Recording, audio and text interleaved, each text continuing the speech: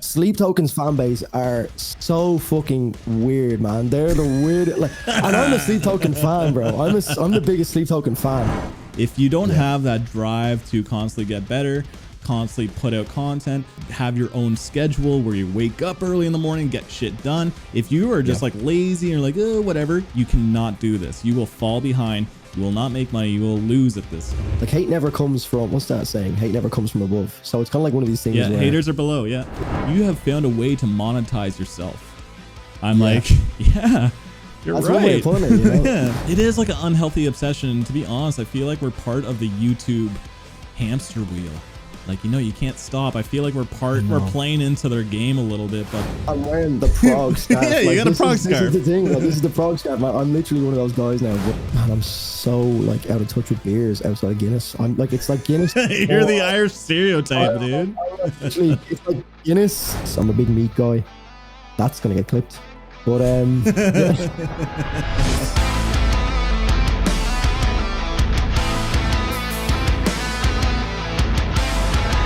Welcome. Oh, sorry. I'm going across.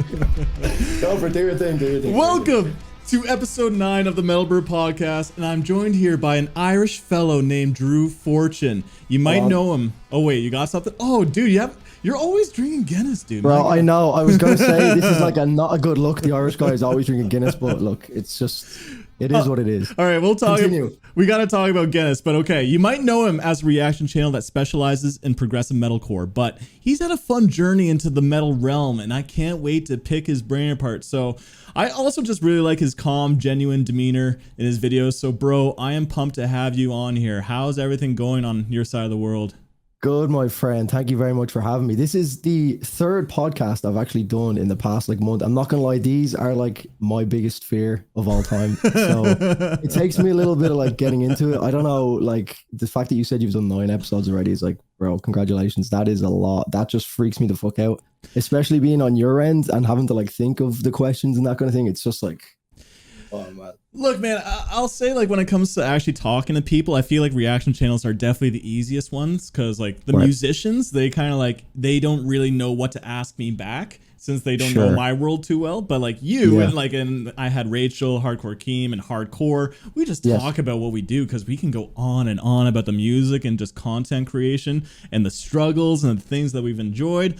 But like so far, like your channel, man, you're really dabbling into like my world, which is cool. Yes. Actually, I want to talk about how I first discovered you because like I seen some videos long time ago that you were doing, but you were checking out songs that I didn't necessarily, know. I think you were starting to go into like prog, like Tesseract and those kind of bands. And then I'm like, okay, this guy's getting into some cool bands and he seems to be really liking it. So then I checked out that Aviation's Outlier song that blew me away. I'm like, I got to get this guy to check out that song. And that's how we started talking. It was through Aviation's Outliers. Was it the Aviation? Because I remember, because I was actually only thinking about this earlier, because I was like, how did we actually first communicate with each other? We may have like, I definitely would have known of you, obviously. Once you kind of get into that like metal scene, you start to get all the recommendations of different channels that are, still here to this day and some that have perished along the way. But I was trying to think, because I remember specifically I had a video, or you had a video where I asked you to check out, what was it? Porcupine Trees Anesthetize. That was sure, or so, it was something like that. That I remember we kind of like done a trade-off where it was like, you do this, and I couldn't think of which band it was, so it must have been Aviations that you had told me to check out. Was that? Oh yeah, because I was pushing hard. I'm like, this is one of the greatest songs I've ever heard. You thought it was like you liked it, but I did enjoy it. But yeah, I thought it was still cool that you checked it out, and I checked out Porcupine Tree, but I'll be honest, those guys aren't really my thing. My buddy is like super into Porcupine Tree, and he's like a prog guy. He's like, oh, you gotta like listen to the right song. I'm like, sorry, man, they're not my thing. They're not my thing. You see, it's funny now because like I'd look at your channel, and obviously I'd be a lot more familiar with your taste now from being a lot more tuned in with your videos and just the overall scene, I guess. And now I would never put, I'd never suggest that video to you again. It's just one of those things. It's like, METALBIRB and Porcupine Tree? Nah, like it's definitely better. But then at the same time, if I was to recommend something that I think you would have liked, you probably would have heard it 10 times over, instead of me. So, but yeah, man, that's going back, what, like over 2 years, 2.5 years at this point? 2 years. And your taste is definitely changed. I feel like you're part of the metalcore community now because like, absolutely, man. When people talk about like, myself or other reactors, you're part of the conversation now, is what I'm seeing. And I couldn't really say that 2 years ago. So of course, I know. So you're loving metalcore big time right now, right?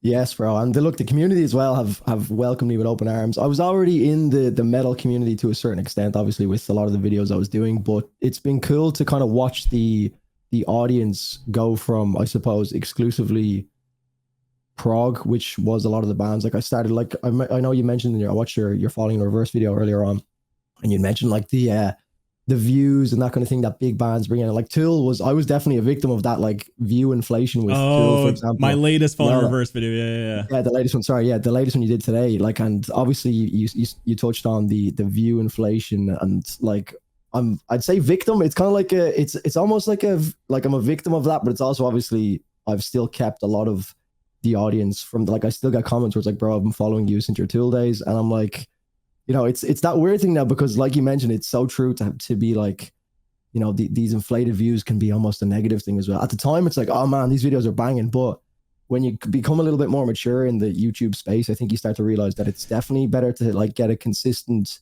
viewership, which is something that I'm valuing a lot more now. And it's been great because I've kind of gone into that metalcore realm, and look, it's a win-win situation because I can keep a consistent viewer base, and also the content keeps coming. There's always new bands, and I've got such a back catalog of music to go through because, like yourself and a lot of the guys who are already in the scene and are well-established channels in the scene, you guys kind of know a lot of the OG albums, where I kind of have that other perspective now of being able to go with the more modern stuff that is coming out now, while also trying to cater for the hundreds, if not thousands, of albums that I've missed over the years. So, and also, yeah, like it might make for better reactions though. Like the fact that you're not very familiar with it. It's just like, oh, I can't wait to see Drew get mind blown to some like what a Silent Planet or something. And for me, I'm like, I've heard it for like 20 years now. So if I hear something, I'm like, oh yeah, this sounds like stuff I heard 10 years ago. And then people are like, fuck you, METALBIRB. Yeah, I know, man. Yes, like it's nice to, I suppose, I have a bit of a fresh perspective, especially coming from,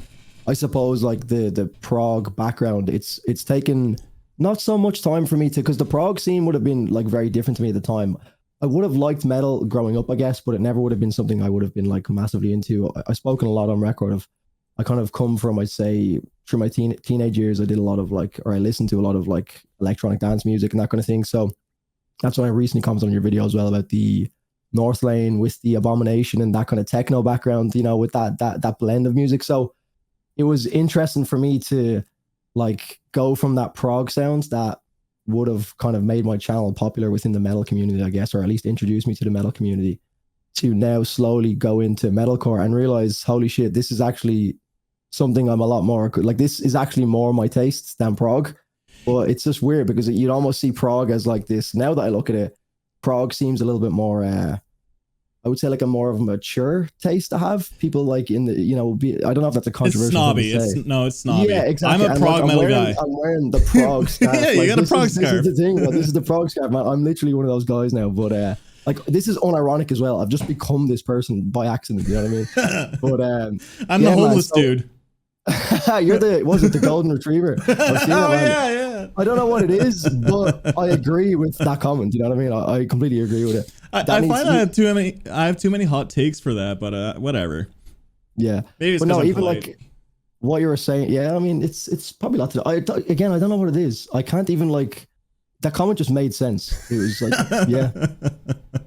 Yeah, I see it. I see it 100%. Yeah. But you were talking about EDM music, and like the fact that you like metalcore and you come from the EDM world is not really strange, because I mentioned that in like one of my videos too. Like, it's really not that different. Like, it's just distorted guitars instead of like electronic sounds, but it has the same kind of payoff, like a build up to a drop, which is the same thing you hear in like dubstep or like even like, you know, like some drum and bass music. But then in metalcore you get those big breakdowns. So I think that's kind of normal. It seems like, yeah, you found your pocket in the Reactor community. Man, like even to compare it again, like, I mean, I think it was I'm gonna give a shout out here too. I think you've actually shouted this guy out before. I think it's Wavelengths. He does similar content to us. Oh my god, that dude is like fucking phenomenal with his editing, dude. I messaged him the other day, like, I just, because when I see like someone who puts a lot of effort in, because I've done that on like long form content, and it's like sometimes it's worth the amount of time you put into like a long edit, and then sometimes it will just fall flat in its face and you're like, why did I spend so much time doing that? But this guy, like, every single video is just going ham with the edits, and I had to respect it. So I just dropped him a message, But just to round up the point, I'd seen one of his YouTube shorts in reference to you saying that EDM and like dubstep and all this kind of thing. Like he broke down the exact comparisons with like the call outs in dubstep, and it kind of like brought me back to those days. You know, like even like the dubstep, you have like the kind of build up and then the payoff, but like there's always this call out, which is obviously very similar to metalcore as well. So it was an interesting video that he did. It was only like, again, his channel's like so small in comparison to what it should be, I think. But again, he's the most underrated, I would say. But I think it's also because he spends so much time on his edits, it doesn't allow him to get the quantity out, which is just a massive part of, as you know, getting, you know, up to those numbers, you know. I would say wavelengths, if you're listening to this, I would say just focus on those shorts, man, because a lot of that editing, if you're doing a lot of quick edits, that means for shorter attention span, and that's where the short form content comes into play. So just do tons of edits, focus on short form content, but then like I think the long form content, you don't need a lot of edits. But lately, actually, for me, man, like I've been changing up my videos big time. Like this year, I'm like, I got to do some changes because, you know, I was getting frustrated with my channel and not growing. Since then, the changes have paid off like tremendously, like crazy. But yeah, I'm doing some edits where like I mentioned this on the Rachel Reacts podcast, but I think you listened to it, so you probably already heard this. I listened to it. Yeah, absolutely. Go ahead with it. Yeah, so it was just like, okay, I'm going to go, you know, a lot of people will be like the analytical person. I'll break down a song and stuff, which is cool, but I'm going to be that, you know, just listen to the song and try to capture that feeling that I got when in editing. So if I'm like looking at the music video, put the music video there. If I'm looking at the chat, put the chat there. Yeah. Or just like these zoom in cuts to just make it seem like a listening experience. And so far, I don't, it's weird because people don't really comment that. Have you noticed YouTube comments are always just them saying like what they want to say? They're always just like, oh, I love this band so much. And they're never really like valuing what you're doing. I know what you're saying, because I think do you know Lost in Vegas, the channel? Two dudes, like they're like probably one of the main inspirations that I had for getting into, you know, doing reaction videos. I started watching those guys years ago, and I just loved how, you know, genuine those guys were. But to go back to your point, what was the last thing you said? I'm after completely going blank there. Once I brought up Lost in Vegas, I was like, you were saying that. I don't even know, dude. It's almost what are we even talking about? We're on social media too much. It's ruining our fucking attention spans. oh yes, you were asking about the people don't even comment on what you've actually created. And what I've noticed is that they mentioned this in one of their videos before Lost in Vegas. They said, guys, when we do a video for like a song, say it's like Sleep Token, for example, whatever it is, it's been requested for months, like do Sleep Token.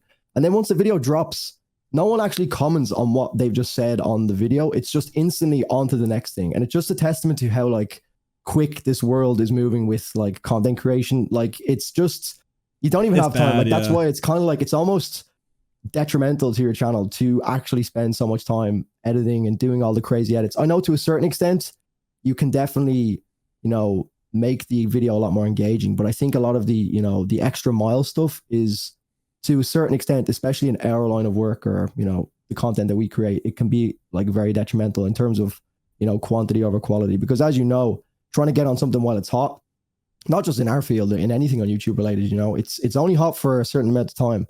So it's trying to jump on that. And if you spend like two or three of those days editing, it's like, right, you've already missed out on a potential massive audience that have kind of just jumped on at the start, you know? So it's kind of like, it's trying to find that sweet spot, you know? Yeah, and there's people that like, you know, they don't have to worry about jumping on things so fast, which is that sweet spot that you want to get to as a content creator. Like look at Nick Nocturnal or like even Tank the Tech. Like they can wait a week or 2 weeks and they can still make a video, and those videos will still do well. I call them kind of like the PewDiePie of videos where like people will still watch them regardless. So it's going to take some time to get to that sweet spot. So yeah, like focus on editing and all that stuff a little bit later on. Even Orion, right? He's another homie. He did the Falling in Reverse video, but did you know that Ronnie Radke said like, bro, calm down on the edits, my god. And then I seen his video, and then he calmed down on the edits. So like it was kind of interesting to see him go about the other route, because I know he's another guy that I've seen. I've never really spoken to the guy. To be honest, I haven't really like communicated with a lot of people in the scene, to be honest. It's through no fault of anyone's. It's just not one of those things I've done. And I've kind of made a bit more of an effort, or I've told myself this year I want to make a bit more of an effort to I suppose, reach out to the community. So if there's anyone watching that is a part of the community, you know, don't be shy to reach out to me as well, you know. Networking is important though, man. Like, of course, man. Look, it's one of these things that like I do want to take this. I've always taken this seriously, but it's always just been like I suppose a hobby of mine that I've taken quite seriously. But I do want to start to make this year a little bit more guided in my approach to doing it. So I suppose I have a kind of long-term plan, but we won't go into all that. But yeah, no, just to even speak about Orion as well. Like, I mean, I'd seen his video again. I know his content, obviously. I just haven't spoken to the guy. But I'm very aware of his videos being like very similar to Wavelengths in the sense that he, you know, puts a lot of effort into his production. So it's really cool to see.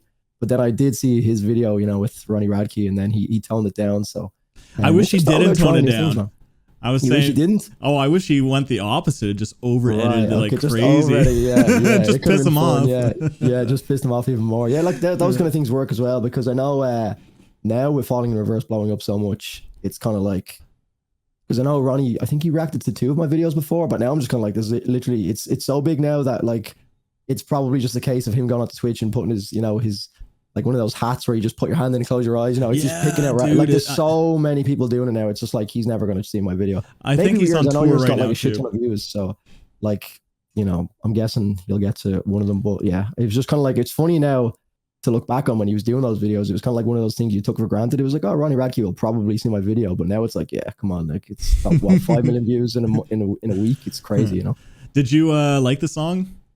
I did, man. Yeah. And like I was listening to your video earlier, and I was kind of like, I agree with what you're saying in the grand scheme of things, but I do think that the video, look, I'm all for the, like you said, the progressive elements and trying to push different genres and blend different genres at the same time while also bringing their sound forward. But I don't want to be that guy that I've seen in your comments about the rapping. It's just not really for me. I'm not going to shit on it. You know what I mean?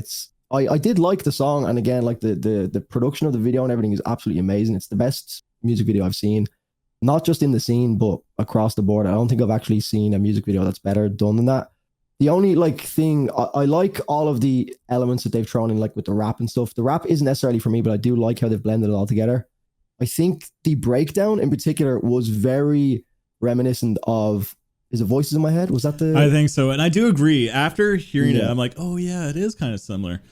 It was like, I kind of see... I don't have a filter a lot of the times when it comes to just saying things. Sometimes it will come across as very like I'm hating, and I've seen comments saying like you're hating and all. It's like, come on, screw it. No, you're being genuine. Like, exactly, yeah. So I've seen a lot of those comments where it's like, this guy's just an elitist, and like I know you've done the video on the elitist. They called you an elitist? I'm like, bro, I've been listening to metal for like 3 years. I'm wearing a scarf. I know it comes across that way, but relax. Let's all relax here a little bit. They call me an elitist, like, come on. But I was like, I heard Reactor like 6 months ago, and here's me being an elitist, you know? So but no, I was like commenting on that, and I just felt like it was a little bit samey towards the end. I know that doesn't really make sense in the grand scheme of things of the entire track, because like it is so fucking crazy. Like there's no chorus, which is new for them as far as I'm aware. And like there's all these other cool elements that have been thrown in with the, like you broke down in your videos when you've done it very well. I never really like noticed the nuance of, you know, how they used, was it Matt Holland and who's Matt Holland and Luke Holland, the drums, like, and Max, the guitarist. Oh, sorry, yes. And the way they obviously kind of teed up the tempo switch and everything into the more metal side of things as well was very interesting. So that was cool that you broke that down. But just the sound, the kind of build up for it, it reminded me like NF. Like it was very reminiscent of NF. Obviously, the Eminem comparison as well is always going to be there when you rap fast to any extent. There was actually like a Drake flow in the middle of it, which I pointed out in my video when I originally done it. It was like very reminiscent of Drake. I'm not even that big of a Drake fan, but I just straight away was like, right, okay, that's very clearly trying to go through like different hip hop artists. Like straight away, I could see it. Oh yeah, but, I just thought the breakdown was very reminiscent of Voices in My Head. So I kind of was like, this was almost predictable. And they had like the double breakdown in the end. It was kind of like, right, you can almost see the exact pattern of the outro to this. But look, man, they're doing fucking well. You can't that really is sick. No. Just like what I said in my video when I said like, this shit sucks. I'm like, add some words to your vocabulary, man. Explain why the shit sucks. And you just did. That's exactly it. And it's funny because when people said, oh, this breakdown is so similar to Voices in My Head, I'm like, and then I went back to Voices in My Head. I'm like, oh yeah, it is kind of similar. But I do like this breakdown a little bit more. And I do like the extended breakdown, the choir and the riffs in the background just make it sound more huge. But then the rap is my least favorite part. It is like cool that he's like rapping that fast, and it makes for really good content, and like that's why it's going viral. But like it is my least favorite part, but how they transitioned from the rap to that like post-hardcore stuff was like so fucking cool. And that's where you're talking about like I broke it down, because to me I'm like, holy shit, like that's very fucking clever to me. But let me ask you one question before we move on from this one. But do you think that the song would have the same impact as it's had on you if you weren't to have watched it with a video with it?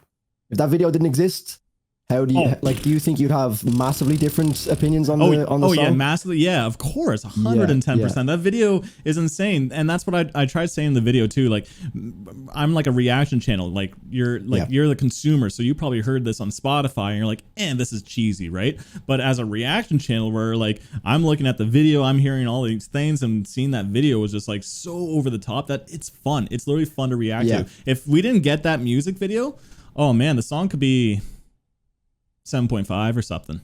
Like that's how like that video does. Like I mean, like at the end of the day, like the videos we're marketing, I suppose, for ourselves as a reaction video. So we are taking the entire body of work into account. And look, I mean, it's art in its own right. The video, I know it's, you know, a lot of people are there for the music, especially the people that would follow us on a daily basis or whatever. So I get like, well, people will just completely, like the elitists, I suppose, if you want to call them that, or just the metal purists will look at that and just completely discount the video, although it is cool. But like they might not have time to kind of go into the depth, or they just couldn't be arsed to talk about it the way we're speaking about it. And the comment will come across as just, this was shit. I get it's just kind of like if you're an artist and you're looking at something that you've put that much effort into, and someone just comes along, you know, some little fat kid, and is just like, you know, hey, this is shit. You know what I mean? That's just opera. Nothing. So it's kind of like, you know. But like, you know what I mean? It's just like, I get both sides, but yeah, no, I think people just, it's either they're just genuinely hating, or they've just not really taken the time to consider that, you know, it's actually very well put together. It just might not be their taste. Exactly. And the big reason why I made that video is just like my audience, right? My audience is just like, they expect me to always showcase like the upcoming proggy, new exciting metalcore bands, and then I check out something super mainstream like Falling in Reverse. METALBIRB is doing it for the views, right? And so my Discord people, they know me because I'll talk about it in Discord and just say like, no, like legit, like I think this song's a banger. But people in my YouTube comments will just be like, well, yeah, it's doing it for the views. So I'm like, I had to make this video to show like, no, this is why reaction channels are doing it, because yes, for views, but also for fucking copyright. Because like the amount of times like we might check out a small underground band and we don't have the copyright clearance for that. Why the hell are we going to do that when it doesn't give us views and we can't even get the copyright cleared? But then like Falling in Reverse, like, hey, check out the video and the song, and we'll remove copyright, and that's going to get us a lot of views. That's going to give us like money too. But at the end of the day, people need to be genuine with their thoughts. If they're not liking a song, at least explain it. Luckily with Falling in Reverse, I do like it. But so Metallica was another one recently. Metallica dropped their new song. I could have put it out there. I could have disputed the claim or something and got views and ad revenue. But man, Metallica's new song I thought was pretty bad.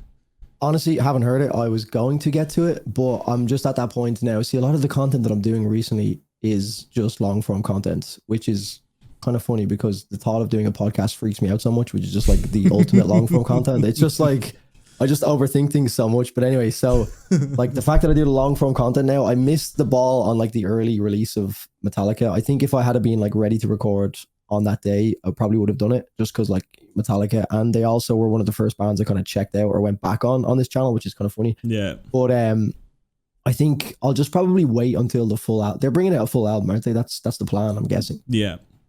So I'll probably just do a full video for that at some point. But again, I would imagine they're going to absolutely slam with copyright, so could be a problem. But yeah, even if I can get like some level of highlight video out and then just put it on Vimeo for the rest of it. But yeah, I don't know, man. Metallica, yeah, like I mean, I wasn't aware that is it Epitaph Records that Falling in Reverse are with? Those guys. So are they actually clearing channels as well? Are they? So I've been working them for a while. Like my favorite band, Thrice, is on there. Architects is on there, and like Parkway Drive is on there. And Parkway Drive, did you listen to that abomination that is If a God Can Bleed? No, man. I've seen like I'm at that point where it's like I've got so little time at the moment, and I suppose we can talk about all this because I've got a few questions for you as well. Just about, like, how you run things. But like the albums that I've got so many albums that I want to get back to. It's just like overwhelming the amount of content that I have to get out, especially doing the long form content and then trying to like, you know, I suppose, put it on YouTube without avoiding, you know, claims. Like even just speaking about copyright blocks, you know, the Ocean's Pelagial, you know that album? You familiar? Yeah, I know the Ocean, but I don't know if I checked out that record.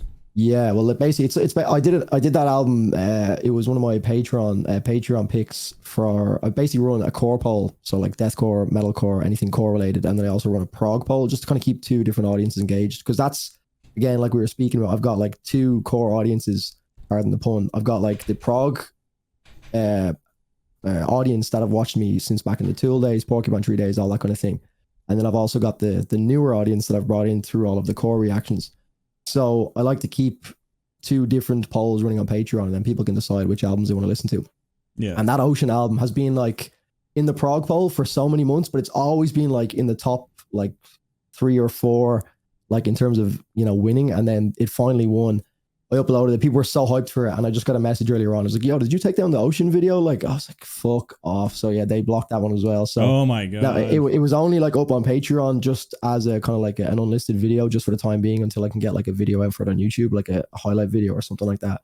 And yeah, so now I have to kind of rethink all of that. So it's again coming back to these problems that we face as channels of our nature, you know? So let me pick your brain about copyright, because when it comes to copyright, like record labels are now working with us, right? And they will remove the copyright, but then you almost feel like you're entitled to say something positive because you don't want to hurt the relationship with the label. So how do you feel about all of this? And say, you know, a label asks you to check out a song, you don't like it. What are you going to do?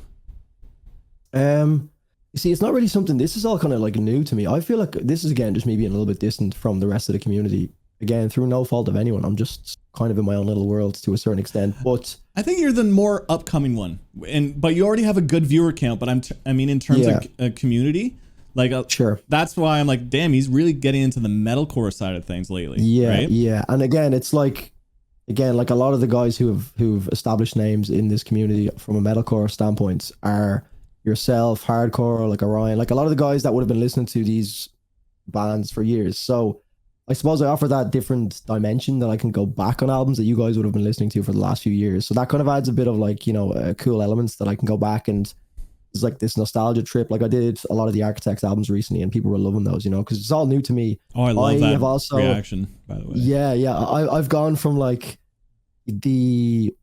the opposite end of the spectrum where a lot of people would have listened from the ground up, and I've like started with their like latest stuff and being like, okay, and then people are like, bro, you like, I know it's not what it's not what you think, and then it's like you go back and I'm like, okay, I get it now. So it kind of offers that different perspective as well. But to go back to your question about the label thing, like again, this is all kind of new to me. The only I'm only getting into this realm because I've never really relied on the ad revenue from YouTube. I've just kind of given up on that aspect years ago. It used to be a lot easier to get away with copyright. Like when I think back to the videos I used to do, and you could just throw up like a full album reaction. Like I wasn't doing album reactions at this point, but just as an example, you could put up like a full album reaction, and most labels and that kind of thing were just not in tune with, you know, copyright and that kind of thing when I started anyway, like for, you know, kind of 4 years ago, I guess. Oh yeah. Just a lot less of that. Yeah, like it was just, you could throw up any video, man. And so one of my videos was getting like 500,000 views, something like 600,000 views, and like you're just getting away with copyright. It's like, what the fuck? And you're just getting like the ad revenue. Like now I make absolutely like, man, it's laughable for the views that the channel gets per month.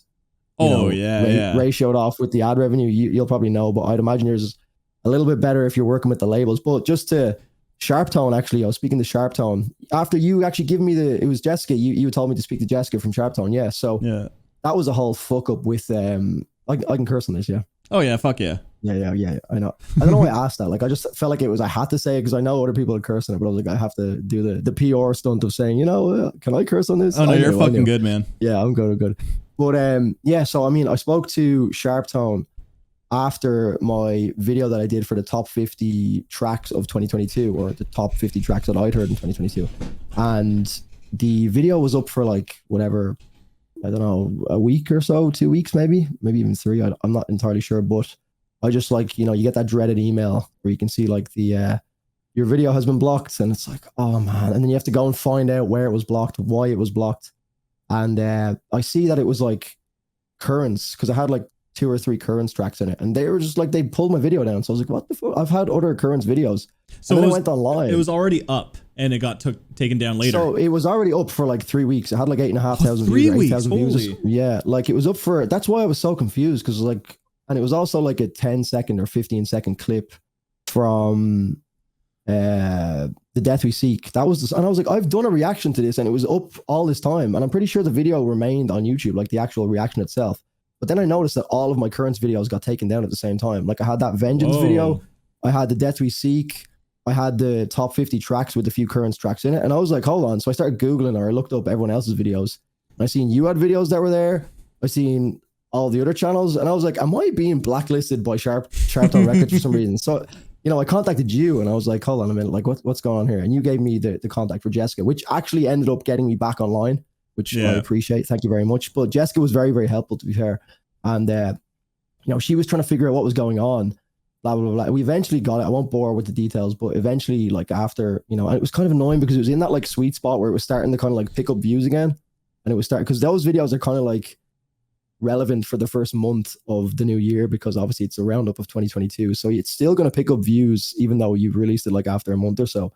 So it was still like gaining traction, and there was a lot of good feedback on the video, and I spent so long putting it together. You know yourself, putting these compilation videos together is an absolute pain to do, man. It's so slow. Like they're really fun to do, because it's like almost like a trip down like memory lane for the last year, but by the time you get to the end of it, you're just like, is this worth it? And then you're like, okay, I'll just do it again next year, and we'll remember the pain then. But, you know, want to know why it's not worth it? When I did like top 70 songs. I take a clip of my favorite part of that song. I merge it all together. I make sure the transitions are smooth, and then I upload it, and then the copyright shows up. Oh, you got a copyright claim. I'm like, fuck. So then I have to shorten it down a little bit more. I keep re-uploading it. Yeah. Export, upload, copyright claim, and then it's finally good. I'm like, yes, we're finally good after 6 hours of this shit. It's never good. And then it's never good. When it's good for me, and then I put it up there, then the comments will go like, how come Monuments was number 16? I'm like,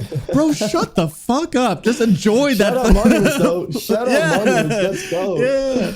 It's just like, those comments irritate me. I'm trying to show you new music. I can't help the way that I feel. Like, this is like my list. Just deal with it. But man, those comments just get me going. You're never a winner sometimes, man. You can never be a winner sometimes. You just have to try and block out all of this shit, you know. But yeah, no, I mean, I still haven't even answered your question, man. The label thing, yeah. So, like, it was like Jessica basically said, hey, look, we don't have you on the list for people that are, you know, going to be whitelisted for these videos. So now that I'm on that list for Sharptone, and to be honest, at the moment, man, I don't have time to get on videos as soon as they drop. There's only certain days where I happen to be free that I can jump on the content as soon as it drops. So that was kind of a spin-off question I had for you.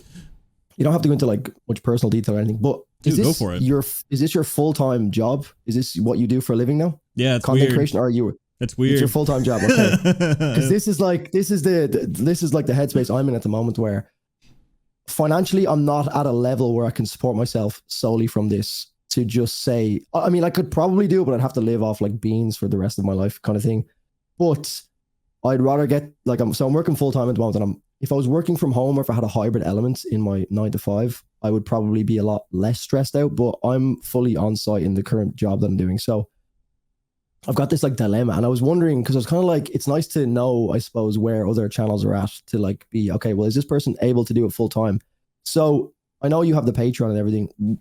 Again, I don't know how much you want to go into this, but from a split in terms of the take home from revenue, would you say your ad revenue is a massive, is that a small percentage of the money that you can use to, I suppose, support yourself throughout the month? Or is that the ad revenue is nothing, man. The ad revenue, you gotta be making like 100,000 views per video or something to be living off ad revenue. Million views, you're good. But no, it's the community. The community is extremely supportive, and if without them, no, I wouldn't be able to do this. So it's Patreon, it's Twitch, then it's also the ad revenue and stuff. But the hard part of this that a lot of people don't know is like how to monetize your content, right? So some person might have 200,000 subscribers, and be making less money than me, or there could be someone that has 50,000 subscribers, which is less than I do, and could be making more money than me. You just have to figure out how to monetize your audience. So it got to a point, I mentioned this many times, but I had a full-time job, and this is a full-time job, what I'm doing right now. So I had 2 full-time jobs. So I was grinding. It was during COVID. There was nothing else to do. But then they wanted me back in the office, and I just said, like, I can't because YouTube is too time consuming. So yeah, I'm doing this full time, but like the money is not like amazing, but it's like enough for me to live by and save a little bit. But the point is like I know there's going to be growth opportunity with my actual full-time job. I'm like, I don't even think I can be a manager here. There's no room for me to grow. So with at least YouTube, the more you put into it, the more you get in return, right? So like a good example of that is like Orion. Orion, he is grinding like fucking crazy. He's uploading like 3 videos, 3 TikToks, and he's also has his merchandise, the Bless stuff, and he's like he's crushing it because that's exactly it. The more you do, the more you get in return. But then the burnout is the real thing. You can get fucking mentally exhausted from doing the same thing over and over and over and over. But oh man, that's kind of like I feel like this is the moment. I keep kind of telling myself, and it's been like this for it's been since I started up the Patreon, because before that, to be honest, it was kind of like, you know, there was no financial incentive to continue doing this. I'd done it purely because I love doing it, you know, the community. But then I was kind of like at that point, I think everyone hits that point when they've been doing it for a certain amount of time, where it's kind of like, yes, I love doing this, but is it also worth, you know, to a certain extent, relationships? Is it worth, you know, everything else that goes along in your, you know, in everyday life? You know, is it worth like kind of not being able to go to the gym at certain days because you're doing this after your full-time job? So I feel like when I look at this portion of my YouTube career, so to speak, I feel like I look back on this and probably think this was the moment. Because to be honest, my goal for myself is to be able to essentially pack in the full-time job before the end of 2023. That's the kind of goal I've set myself at the start of the year. I know there's obviously an element of you can't go too far down the route of just trying to do it for money, but I'm just kind of switching on the I suppose the money making avenues that I can get more content there, because that's the bottom line. Is like a lot of people want me, especially on Patreon. I see the love over there, you know, as yourself, you know, you're essentially community funded. So I can see the amount of albums, the amount of videos that I know I could do in this space of time. And I just literally do not have the time, because especially with like an album reaction where you want to sit down, you want to be high energy, or at least just be, you know, in a good mood to do it. And most times when I come home from work, I'm just like, my brain is pumping. Like even today when I came home, I knew I had the podcast, and I'd love to have done this where I could just be like full of energy, but like I came home, my brain was just like, oh, it was like, I need to go get some sleep. Granted, I feel good now. Get another beer into you. Yes, exactly. but this is the problem. It's kind of like, you know, okay, this could go down the wrong route as well. You know, I just keep drinking. I wish I was doing it, man. Yeah, but no, the like this, I'm in that kind of like grinding stage at the moment. I'm not getting as much content out as possible as I know I could, but I just know the kind of trajectory, especially with the Patreon and everything. I've been watching it for like the last 6 months, and I'm kind of like, I can see where it's going. And it's like, I suppose that I'll shoot a question at you. What would your advice be for someone who I would say is probably at the halfway point of a livable income based on, you know, I suppose economic factors such as how expensive it is to live at the moment, especially here? What would your advice be? If you had any like just tips, because you're someone who I can directly, I suppose, look up to a certain extent as someone who's doing it, you know? What would you say? It doesn't have to be anything too insightful, just your own tips that you maybe found, like your own mindset at the time when you knew you were kind of at the halfway point of, you know, do I go with this full time? Do I, you know, step back a bit and just continue with the full-time job? So, well, you're saying livable income. So if you can at least like live off the income and you're good, but like make sure that you actually have some emergency money, else you're going to be fucked. But if you already have like money saved up and you're okay with like, you know, losing a little bit at the initial steps, that might be a good step. I would say keep doing it. At the moment, just keep saving a little bit more money until you're comfortable. And make sure that you have like a long-term plan ahead. So with me, you know, like I had money saved up, and then my job, like they said, they asked me if they wanted me back in the office. And if that was the case, that was going to hurt my YouTube income and my energy. So I knew that. So I'm like, I had to pull the plug. So with that, I, you know, my channel wasn't really growing though. That's another thing. So I'm like, for a whole year, it was just kind of like a steady line. Yeah. Like it didn't go down, but it didn't go Yeah. up.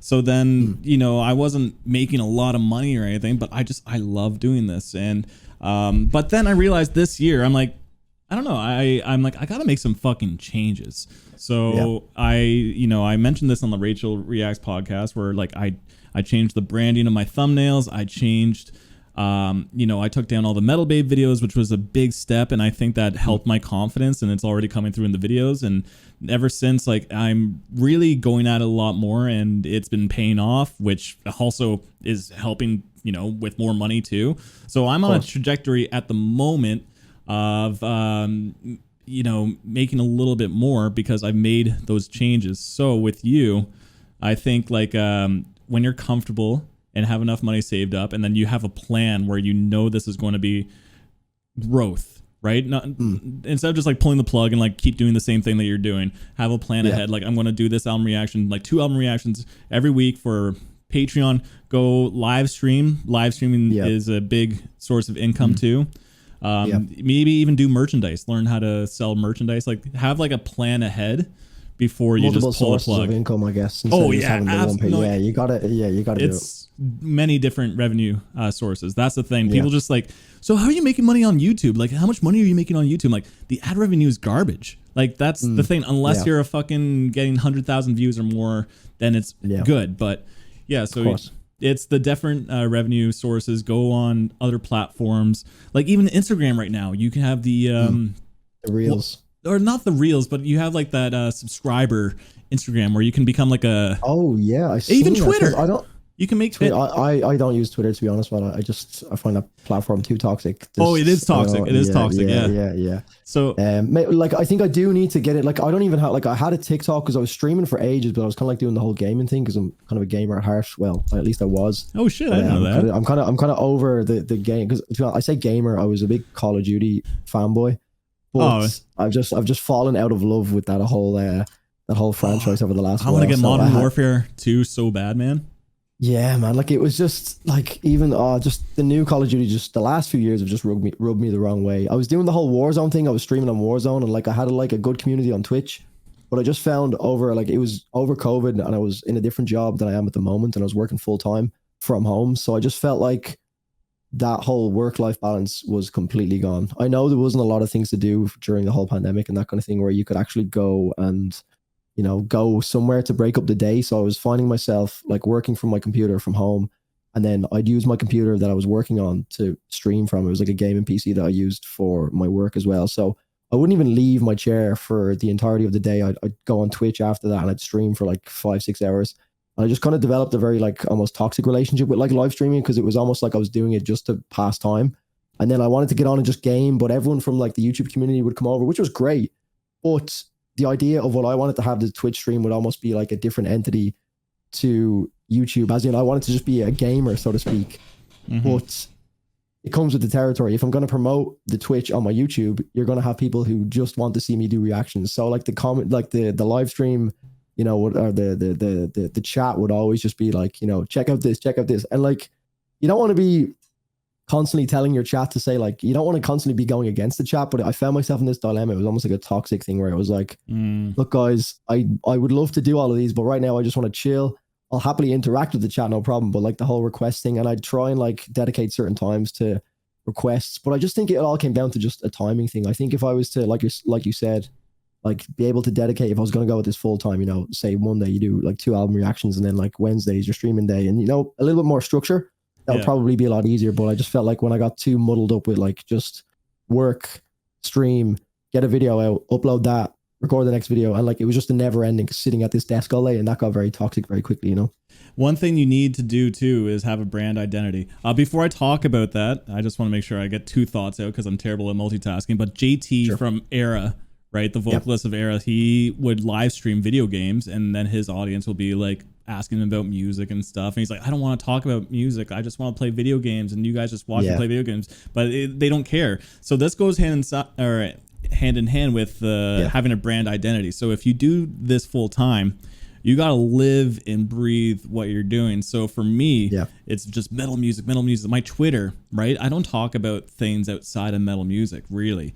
It's like everything is branded. So when I go to Twitter, I give out my metal opinions and people are really liking them. If I talk about like, I like my coffee with milk and a little bit of sugar or something, like no one will give a shit. They want to hear what I have to say about metal. So the same thing when it goes to live streaming. So I actually did do the odd video game live stream, and you know, some of your fan base who are like, they'll watch anything that you watch is cool, but like you don't get the same viewers. But if I do something like a sleep token live stream, boom, people are going to come in. And so if you do this full time, you got to live and breathe your brand. It doesn't always have to be metal music. You can learn how to position it, but just whatever your identity is as a content creator, just like hone in on that. Right now, I've actually, you're constantly learning too. That's another thing that's kind of cool about this is like, I'm learning more about myself where I've always been always had opinions, but I've always been fair. I feel like with my opinions, I've always tried to see both sides.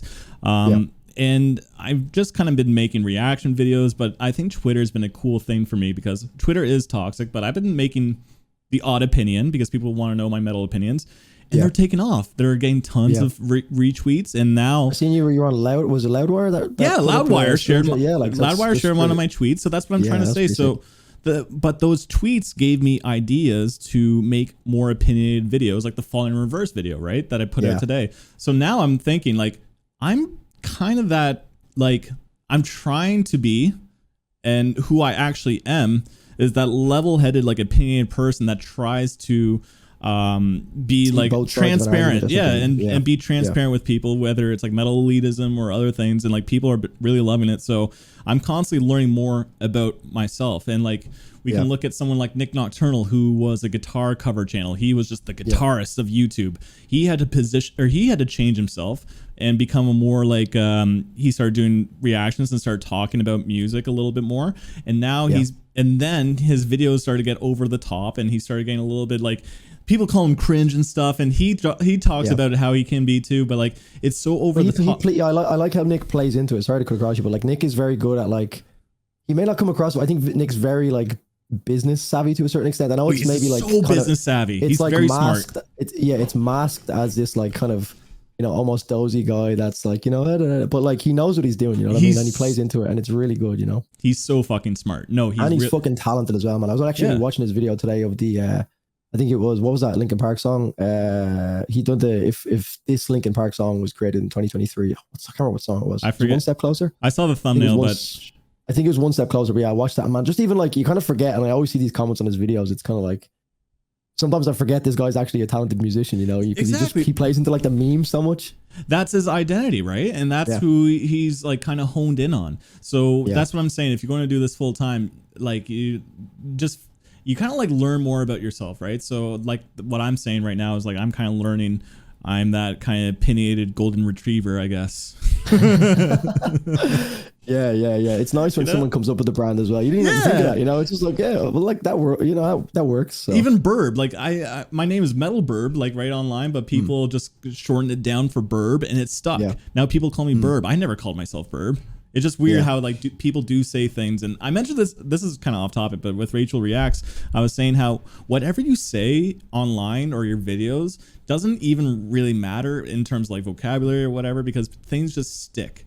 So like this do be a banger, this do be hidden. I remember I specifically remember you guys speaking about that. And it's more like because especially in the field that we're in with doing these kind of videos, it's like so if there's an intense moment, which is generally when this like random, I suppose, authentic moments come out where you just say something random. It's generally in like the heat of the moment where you can't just say anything and it will like just become that thing for that song that you've said. And it's like, you know, you shouldn't like try and filter that, because again, a lot of people, and this is what I've loved about moving over to doing longer form content. I felt like when I was doing like singles, which it just even seems crazy to me where I only ever reacted to just singles, I feel like it's so hard to get your genuine personality across until you've become like an established character. I feel like now I can jump onto singles and people know me enough from doing so many like long form album reactions where they can really like get to know you as a person. But you do feel somewhat like you have to be that traditional, yo, what's going on, guys? That YouTuber guy for singles to a certain extent. I've kind of moved back from that now because I think as you just become more mature, whether it be from a content creation maturity or just generally growing up as well. Yeah. You do slightly move away from feeling the need to be that energetic guy, because as well, your audience grows up as well. So like the guys that maybe would have wanted that high energy video, that were so used to that style, now have grown up with you, and the last thing they want to do is have their, they don't want to be bombarded with you jumping over your screen. Like they know, they watch you. If you're getting daily uploads out, they know who you are. So that's been one thing that's been great for me with, I suppose, establishing myself from a personality standpoint. I think I've got a lot of work to do with like a brand, like you were saying. So that's really fucking good advice. So I appreciate that, because that is something that I'm very much so not tuned in on. I haven't got like my TikTok set up, Twitter. Like I need to get on all that. My Instagram is still my own Instagram, like my personal Instagram that people happen to follow. But I should probably separate the two completely, because it is hard to kind of, because I've got like people I know from my personal life. They're like, why are you posting this? I'm like, this is a part of my life as well. But it's just like the two don't really match a lot of the time, so. Yeah, but, I had to change my Instagram. I had to do an overhaul where it's Reels now. It was hard for me to make that change, but I'm like, I gotta reposition myself. But they're doing well, man. I've seen like it's just that short form content. You're just so rewarded for it on any social media platform nowadays. Like Instagram is like they want to feed the algorithm with short term content now because of or short form content because of TikTok. Like it's crazy, like to even think that I haven't gone on TikTok. But again, this is kind of like that dilemma that I'm faced with. Is like, I would love to venture into. I think you've got a really cool and congrats on the success of the recent videos as well, man. I've obviously, I'm very tuned in on the rest of the community. I may not, like I said, speak to everyone on a daily basis or anything like that, but I'm very clued in on, who's trying what and will this work? But just with the current like working situation, I feel like when I have my schedule, because people on Patreon are obviously financially supporting me, I feel like that has to be somewhat of a priority. So that's like my album reactions thing where I have to dedicate some time to do those. And again, like I mentioned, I want to be full of energy to do that. So a lot of the time I find myself exclusively having to use the weekends to do my album reactions, because sometimes after work, by the time I get home, it's like 6:30, 7, and I'm like drained a bit. And I'm like, I'm not going to be able to give this album the respect that it deserves or even the energy that it deserves. And I don't mean like jumping around. I just mean like my brain being able to kind of comprehend what's going on and being able to speak to the camera. Yourself, from doing this, you know what it's like. So go ahead. I don't mean to interrupt, but I think something that really helped me, but one issue that you're having is energy because you're working a lot. But if you can live stream reactions and do it on Twitch, I realized that was a big thing for me to get comfortable with exactly who I am in front of the camera. Yeah. Do sometimes when I'm making videos, should I be a little bit goofy? Should I just get straight to the song? What should I do? So then live streaming all the time, I built up this kind of way of like, oh, I'm literally becoming more myself. I'm just saying stupid shit. I don't give a shit. Or I just like, I might have high energy or I might have low energy. It's hard to explain, but when you keep doing these live streams, you kind of like, for me at least, you can't hide who you are as a person when it's live, Yeah, exactly. So then you just become your more natural self, and that gets carried into your videos. So I think if for like the future, I think live streaming would also be a big financially or a thing to help you financially, but also helps you identify your brand a little bit more. Of course, yeah. No, I do think you're right, like 100%. Like, I mean, when it is live, I've always found myself when I first started to live stream, especially when you notice the number go up a bit, like you can feel yourself like getting a little bit uneasy. Like when the number starts to go up and you say like, you'd be used to having say like 10, 15 people. And then all of a sudden it's like 60, 70 people if you're doing like an album reaction.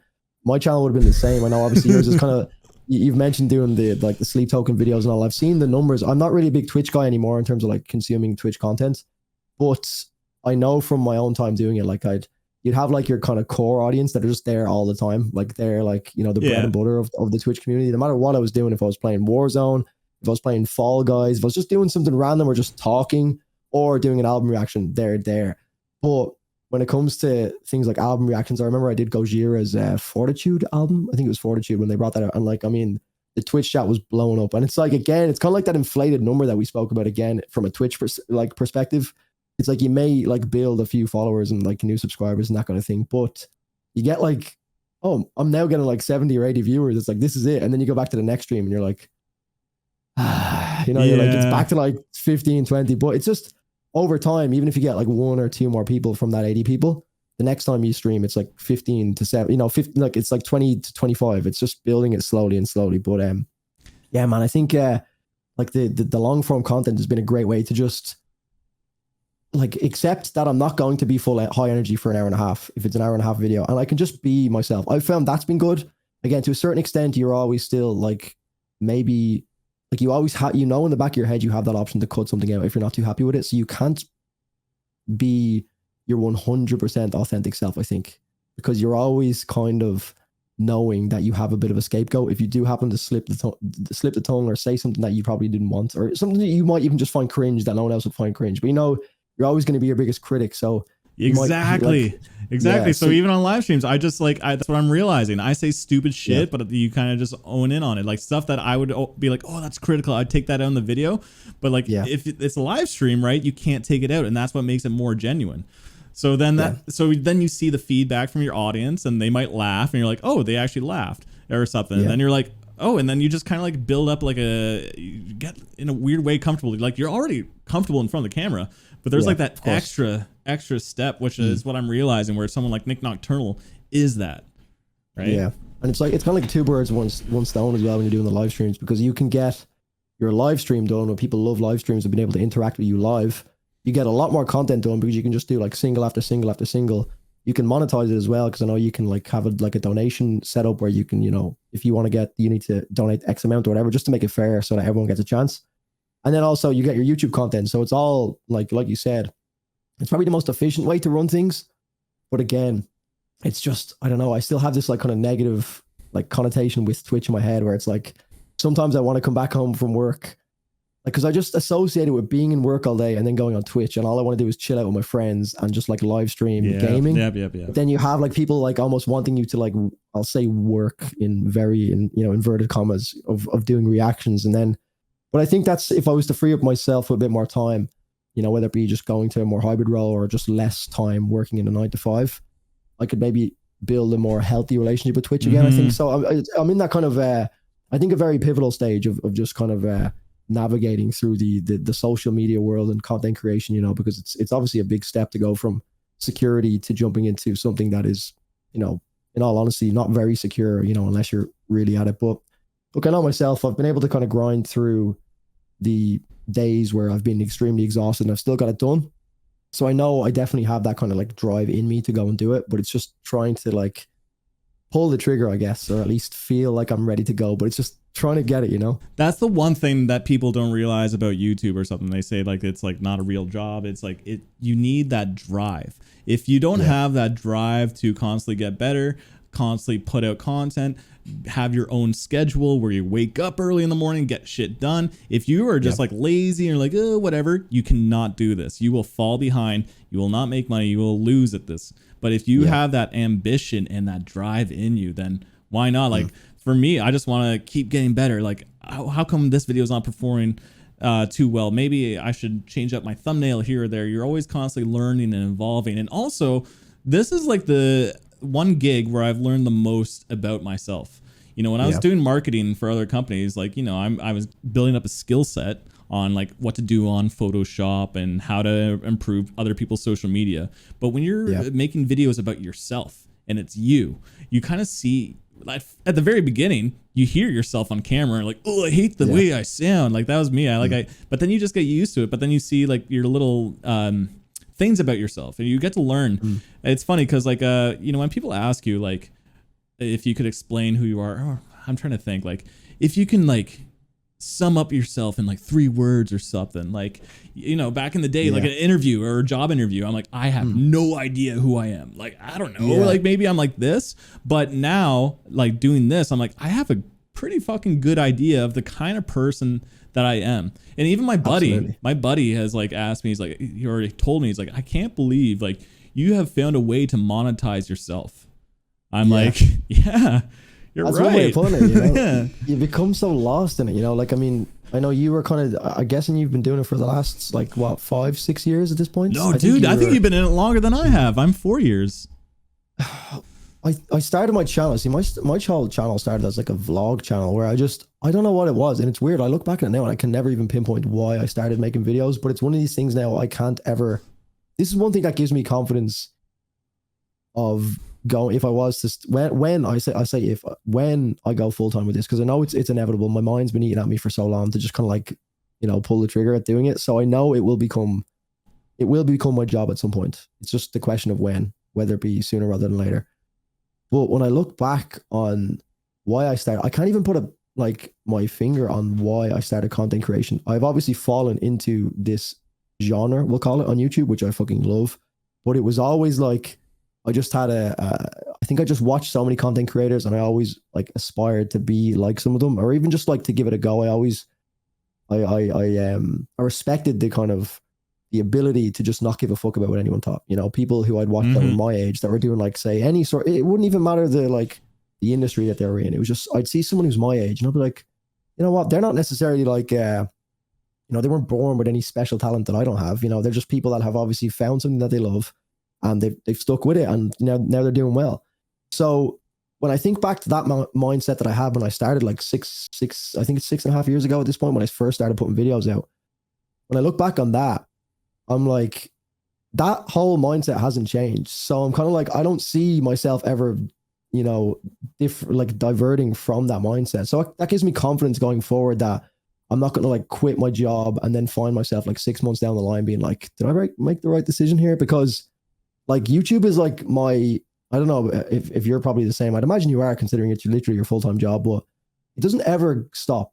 No. Like it's literally like I wake up in the morning and the first thing I do, as embarrassing as this may be, is like, right, emails, YouTube Studio app, check my YouTube. Like, even though I know the statistics on my YouTube Studio app, like, this is probably very unhealthy as well, but I feel like you kind of need this level of like unhealthy, you know, obsession to be successful to a certain extent. You'll notice more than anyone, you know.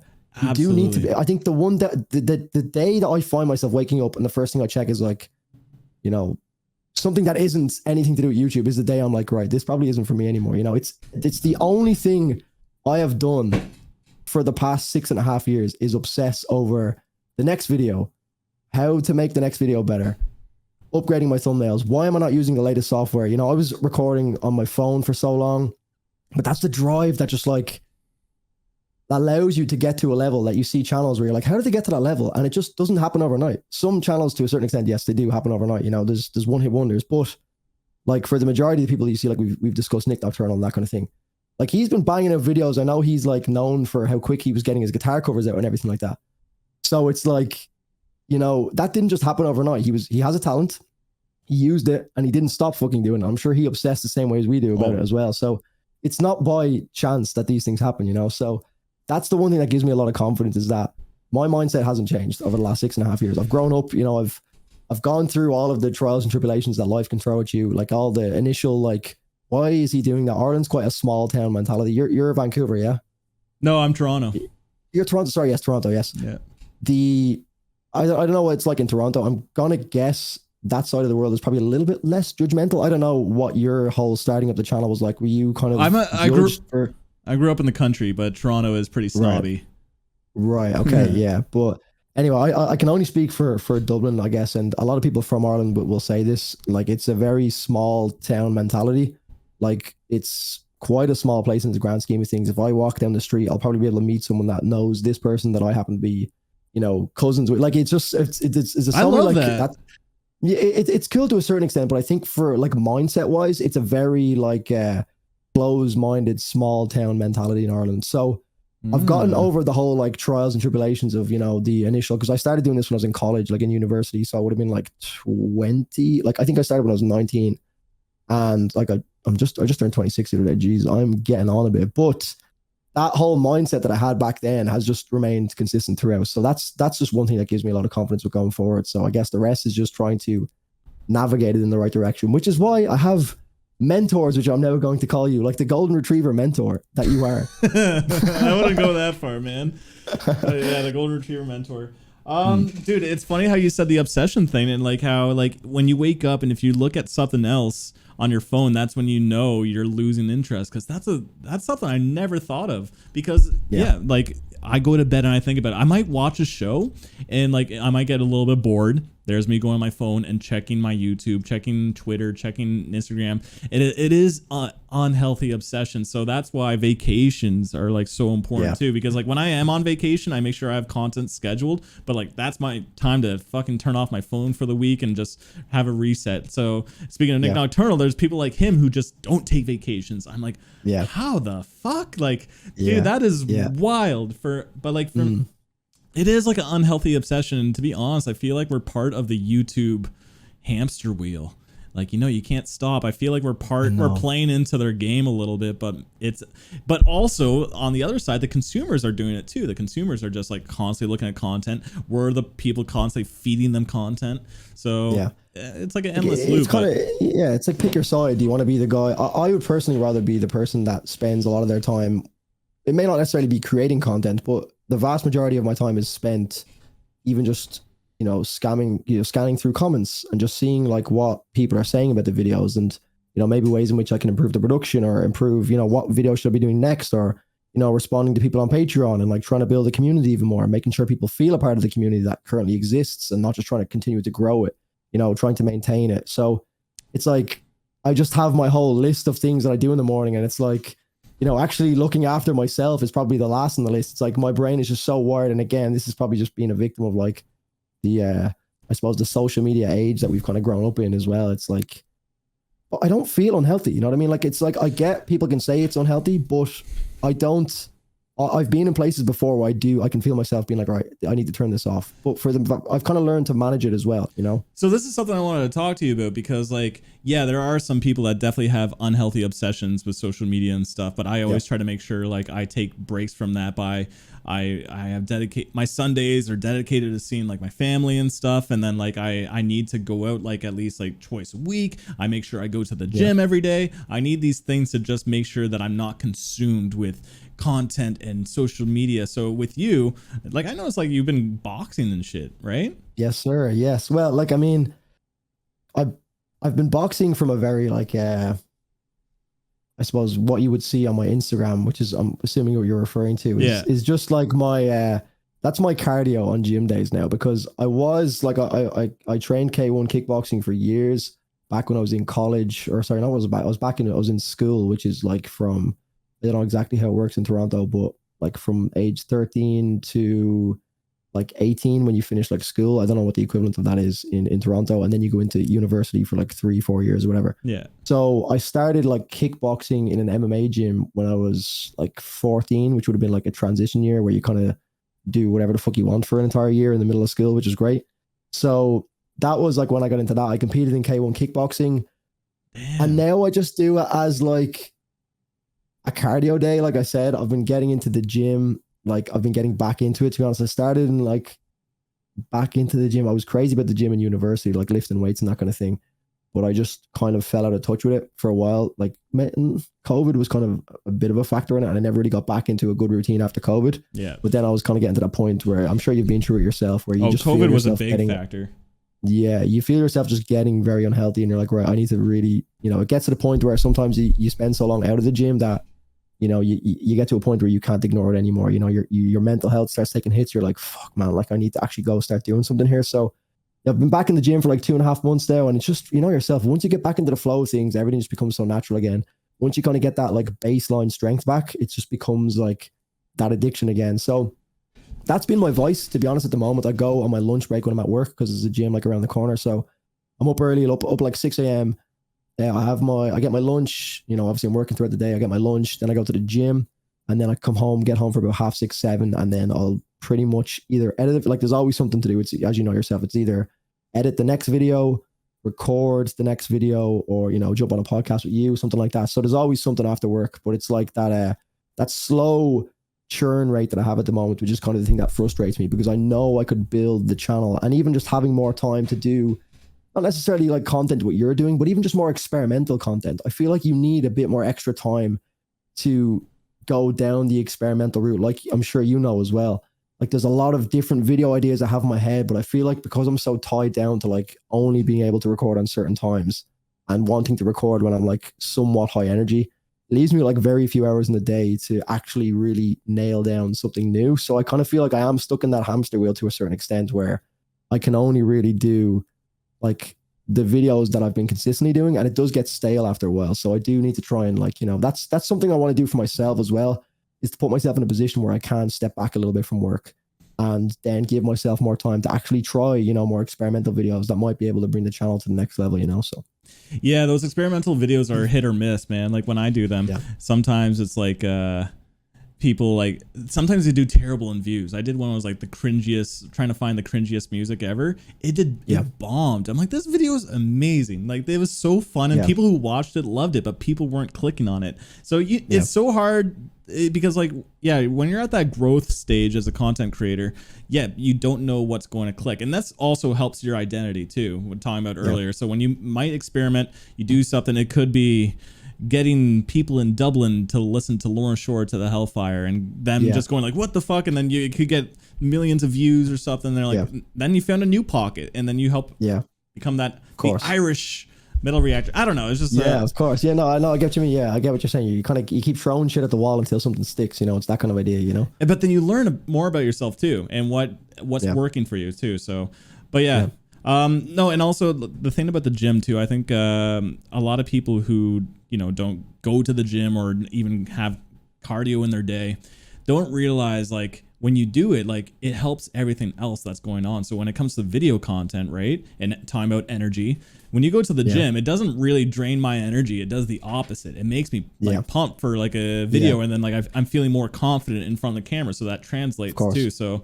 I just found it cool when you were doing like boxing shit. I'm liking all those posts. I'm like, that's fucking sick. Because I want to do MMA. Have you trained before at all yourself? Like, have you done any kind of, I suppose, martial arts at all? Man, martial arts is the most humbling thing you can do as a human being. I know. There's one thing, and I actually wanted to bring this up earlier as well when you were speaking about it. It's a very humbling, and you would discuss like making the jump from being, I suppose, working in a 9 to 5 to moving over to being self-employed, entrepreneur, you know, tendencies and that kind of thing.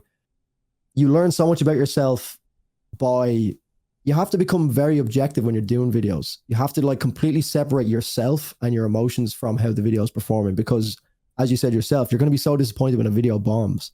But if you were to like, and I've been there so many times, and this is why so many people quit when they get into YouTube, is because they haven't learned how to separate the emotions from the actual production of the video.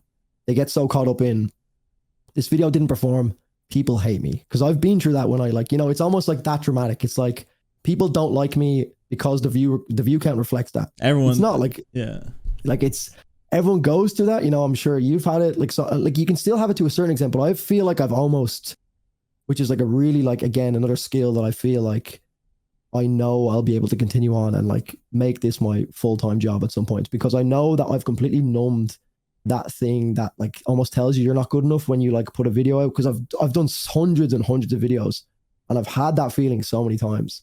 And now if a video doesn't perform as well as I would have thought in my head, you know, you get this idea, oh, this video is going to do so well. It's like you kind of learn to just numb that thought or suppress that thought and say, well, look, if the videos, you have your moment to kind of be like, oh, fuck. Like when you just know, when you put the video, you can tell like pretty quickly, you're like, oh shit, this isn't going to work. Then some videos happen to blow up like, you know, a few days later, and you're like, okay, well, never mind. But that's again why you shouldn't get so down, because you could see a video and be like, oh, no one cares. What's the point? But then like a week later, you'll find like the algorithm's just like, okay, so all that like moaning and like all that like sadness you had is just completely void at that point, because you know you've been completely wrong about it. And if it doesn't take off, eventually that video is going to get buried in all your other videos anyway. So like it's just on to the next one. You can't like self-loathe or that kind of thing, you know. It's a don't give a fuck attitude, but also speaking of like MMA, it's humbling. So it's just like learning to like, it's maybe it wasn't my best video, learning to accept it and grow from that, right? Yes, it's a lot of like self-reflection. That's the point I was trying to make, I guess, is that maybe that was like inadvertently built into me, because I would have started to do like kickboxing and MMA like earlier than I would have started to, you know, create content on YouTube. And I think that would have been massive for my confidence to just say, fuck it. I'm very self-aware of myself. I'm very confident in what I can do from a physical standpoint. And just like your mind, you get over so many things, even just like going to compete, you know, going and walking out to a ring, you know, where there's like hundreds of people watching, and, you know, you've put like months on the line of training, the other guy's there to try and take your head off kind of thing. So, you know, it's a very like mentally taxing thing. So a video not performing, although like it's a new feeling, you know, it's a humbling experience. You learn such good life lessons to just say, look, I've lost a fight, to use that analogy, I guess. I've lost a fight. You know, I'm going to wake up tomorrow healthy, you know, touch wood, I guess. But yeah, it's on to the next one, you know. That's a good mindset to have, I think, with YouTube. Exactly. No, it's a strong mindset. That's really it. So like, I feel like with me, people are realizing that, you know, when I was going through a breakup, but people didn't know that. And so I just kept putting out content. Sure, I was like, you know, I was fine, but I wasn't feeling the greatest, obviously, especially when there's those comments that would just constantly tear you down more and more and more. But like, I'm just like, I'm going to keep fucking pushing through it and just like keep getting better, because I'm like, I can do this kind of thing. So it's that strong mindset. And now like people are kind of seeing that. And also I'm making these changes this year for my channel, and it's really taking off. But like, it's that self-reflective, strong mindset that you can keep getting better and you want to keep doing more. And if you don't have that for YouTube, you are going to get crushed. Especially like thick skin. Thick skin's an important thing to have. And I think you develop it too. At the beginning, you're like, oh, fuck this guy, you fucking little turd. Like, but you now become very aware of like the people that are leaving those comments are generally the people that are a little bit, you know, they're not doing well. So you almost like become sympathetic. Like, yeah, you do. You become that, and you're just like, I never would have associated myself with being that guy, but you've just seen it so many times. Like, there's very few people in this world. Like, hate never comes from, what's that saying? Hate never comes from above. So it's kind of like one of these things. Yeah, where, haters are below. Yeah. Yeah, like, and it's just like, you start to become like sympathetic with these people. You're like, you know, and sometimes I'll find myself going to reply to a comment because naturally your brain is like deep down triggered to just, you'll see 100 comments that are positive and you'll like pick out the one, oh, well, I need to reply. I've stopped myself just from doing that. Sometimes I'll do it and just like, you know, poke fun at them, you know, just because it's like, you know, because I know like if it's like a response that I could think of something funny towards, I know people will like get on that and start liking it and shit. So you're like, yeah, let's make an example of this guy. But like 99% of the people that I'd see, and to be fair, it's few and far between nowadays, to be honest. At the start, when I first started, it was a lot, but you just learn to kind of like ignore it. You're just like, you know, I don't even have the energy to do this. If you're like solely focused on yourself and doing the best for yourself, and you know how much time all this takes up, I don't have time to go back and forth with someone over the smallest thing, you know what I mean? Like, it's not worth the negative energy, and they could end up being very personal, and then you might actually get somewhat offended by it because, you know, someone who has a little icon that's not even a real person essentially, and they know a lot about your life just from even watching you every single day or even your Instagram or something, like, so they could probably find a way to make things personal, which could end up becoming negative. And you've almost drawn that attention to yourself because you've gone into this little back and forth with someone who's clearly, you know, in a negative mindset as it is. So it's just trying to get your attention too. It's dangerous waters you can navigate there, you know, so you need to just kind of tone it back. There was this one guy who on a Thrice video, Thrice is my favorite band, and he left some really shitty comment explaining why I'm talking over the song, even though it's a montage. So I'm taking the clips of me, you know, talking about the music towards a 20-year-old record that I've heard 1,000 times in my life, which is, it's so stupid. He just goes on. It's a long comment. And I'm like, do I reply to this guy? Do I ignore him? And I realize, like, the hate is never above; it's always below. So, like, these people are just like projecting, and you know that it takes a while. At least for me, it took me a while to realize these people are just, you know, projecting their insecurities. They're having a bad day. They're putting it out on you. So then I kind of just replied to this person, like, "Hey, man, like, there's no reason to be upset over anything. Like, I just hope you do better one day." And that like, comment, we'll just like you can kill people with kindness as well, and then you'll find that they kind of like almost take a step back and then evaluate that. If you kill them with kindness, which I've done this so many times on YouTube, it's kind of like passive aggressive kindness to a certain extent. You're kind of like, hey man, like, actually, I hope you're doing well, but like the point of the comment is still like, it's still a positive comment, and it almost embarrasses them to a certain extent. And this isn't like trying to go out of their way to embarrass someone. They've brought this on themselves. So you can almost like have a positive way of addressing this person. And I've found that a lot of the time when I do that, if I end up seeing their comment, because a lot of the time I'll just do it and then I'll forget about it, but sometimes if you go back to that comment, it's almost as if that comment of like, I suppose, public embarrassment to a certain extent, it's not even them posting their real profile, so it's not really that embarrassing, but I just think that inner embarrassment that they might have from just being schooled in a comment almost makes them like evaluate their own comment, and then you'll see them kind of come around the corner with their next response. They'll be like, hey man, I know that probably came across as this way, but I actually kind of, and you kind of get the real message out instead of like the one that's coded in all the like negative energy and shit. So it's kind of like a nice way to spin things around. But yeah, man, I wouldn't waste too much time on I suppose just getting too involved with those kind of comments, you know. It is nice to spread like positivity back at them. I really feel like that's what I've been kind of doing lately, is like trying to hone in on more positive things. And like, actually, that's another thing that I'm kind of doing with my channel is I'm doing less negative reactions in which my audience might be like a little bit like, no, don't do that kind of thing. Because like I always was like the critical person about music, but part of me is like, I don't really want to do that this year. I feel like I've done that so many times. Like if I'm not liking a song, maybe I'll turn that into a TikTok where I just take the best part of my reaction, but I don't want to put the review out there and say like this, unless like it's very good criticism. So with Invent Animate, I still did it. People were pissed about the criticism I had, but then like, I know this is going to be different than our opinions actually. So like Currents, I wasn't really feeling the new Currents song. But the thing is, the Currents guitarist, as you probably know, is going through like he's got cancer. So I'm like, I don't want to put this video out there where I'm like, I didn't like the song, especially what the band's going through. So I might turn it into a TikTok. But yeah, I'm kind of changing where I just don't want to be negative online. I don't want to put that energy out there anymore.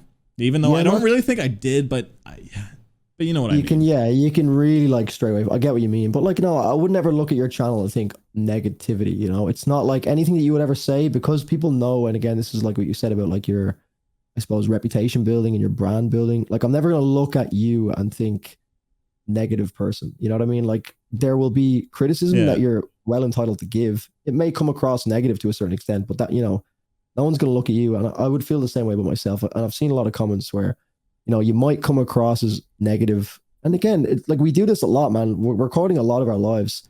Some days you might just have a shit day and you'll come home and you'll record a video, not really realizing how much of a shit mood you're in.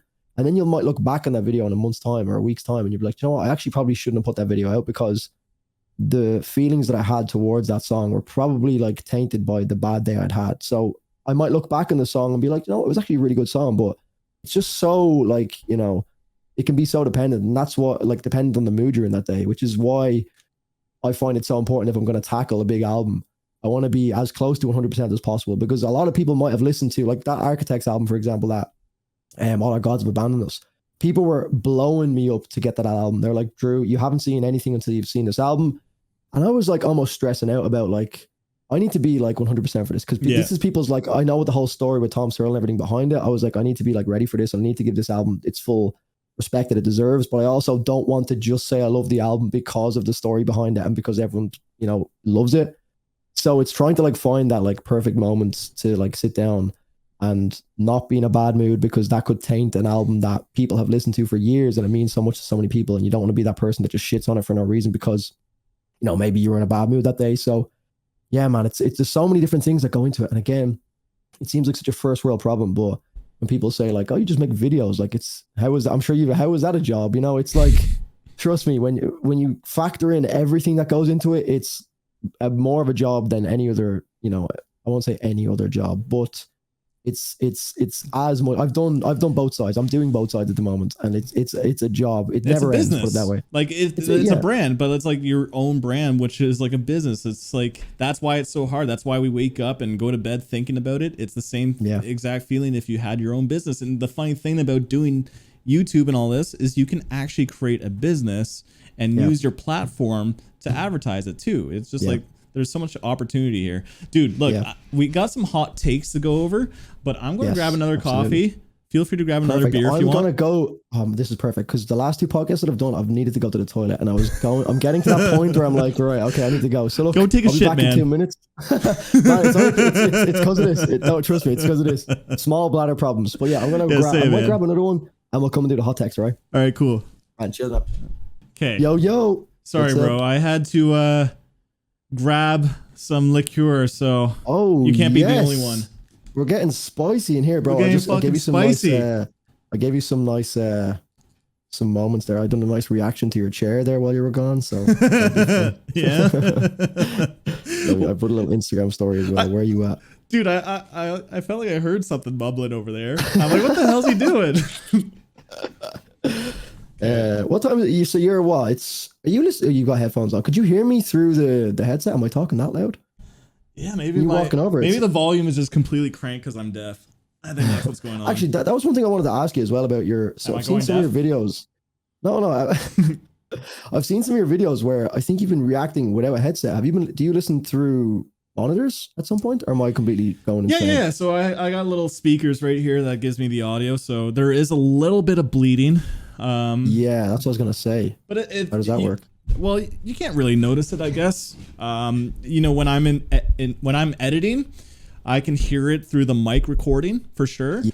But then, you know, because of my editing process, I also download the music video and make sure the levels are accurate where everything's fine. Yeah. But there is a little bit of a bleed, but I just like it because headphones are kind of annoying and it makes me help move around without a cord, you know. But one thing about the headset, you know, I will say that it is better for audio quality. Obviously, you get to hear the tiny little details a little bit more. Of course, but yeah, absolutely. I don't know. I just kind of like vibing out without a headset a little bit more lately. Sure. Yeah, I think it's a little bit more feels a little bit less like formal when you have a headset on, or when you don't have a headset on, I guess, through the speakers. I think it just feels more like you're just kind of like at a listening party as opposed to like doing a video for YouTube. You know what I mean?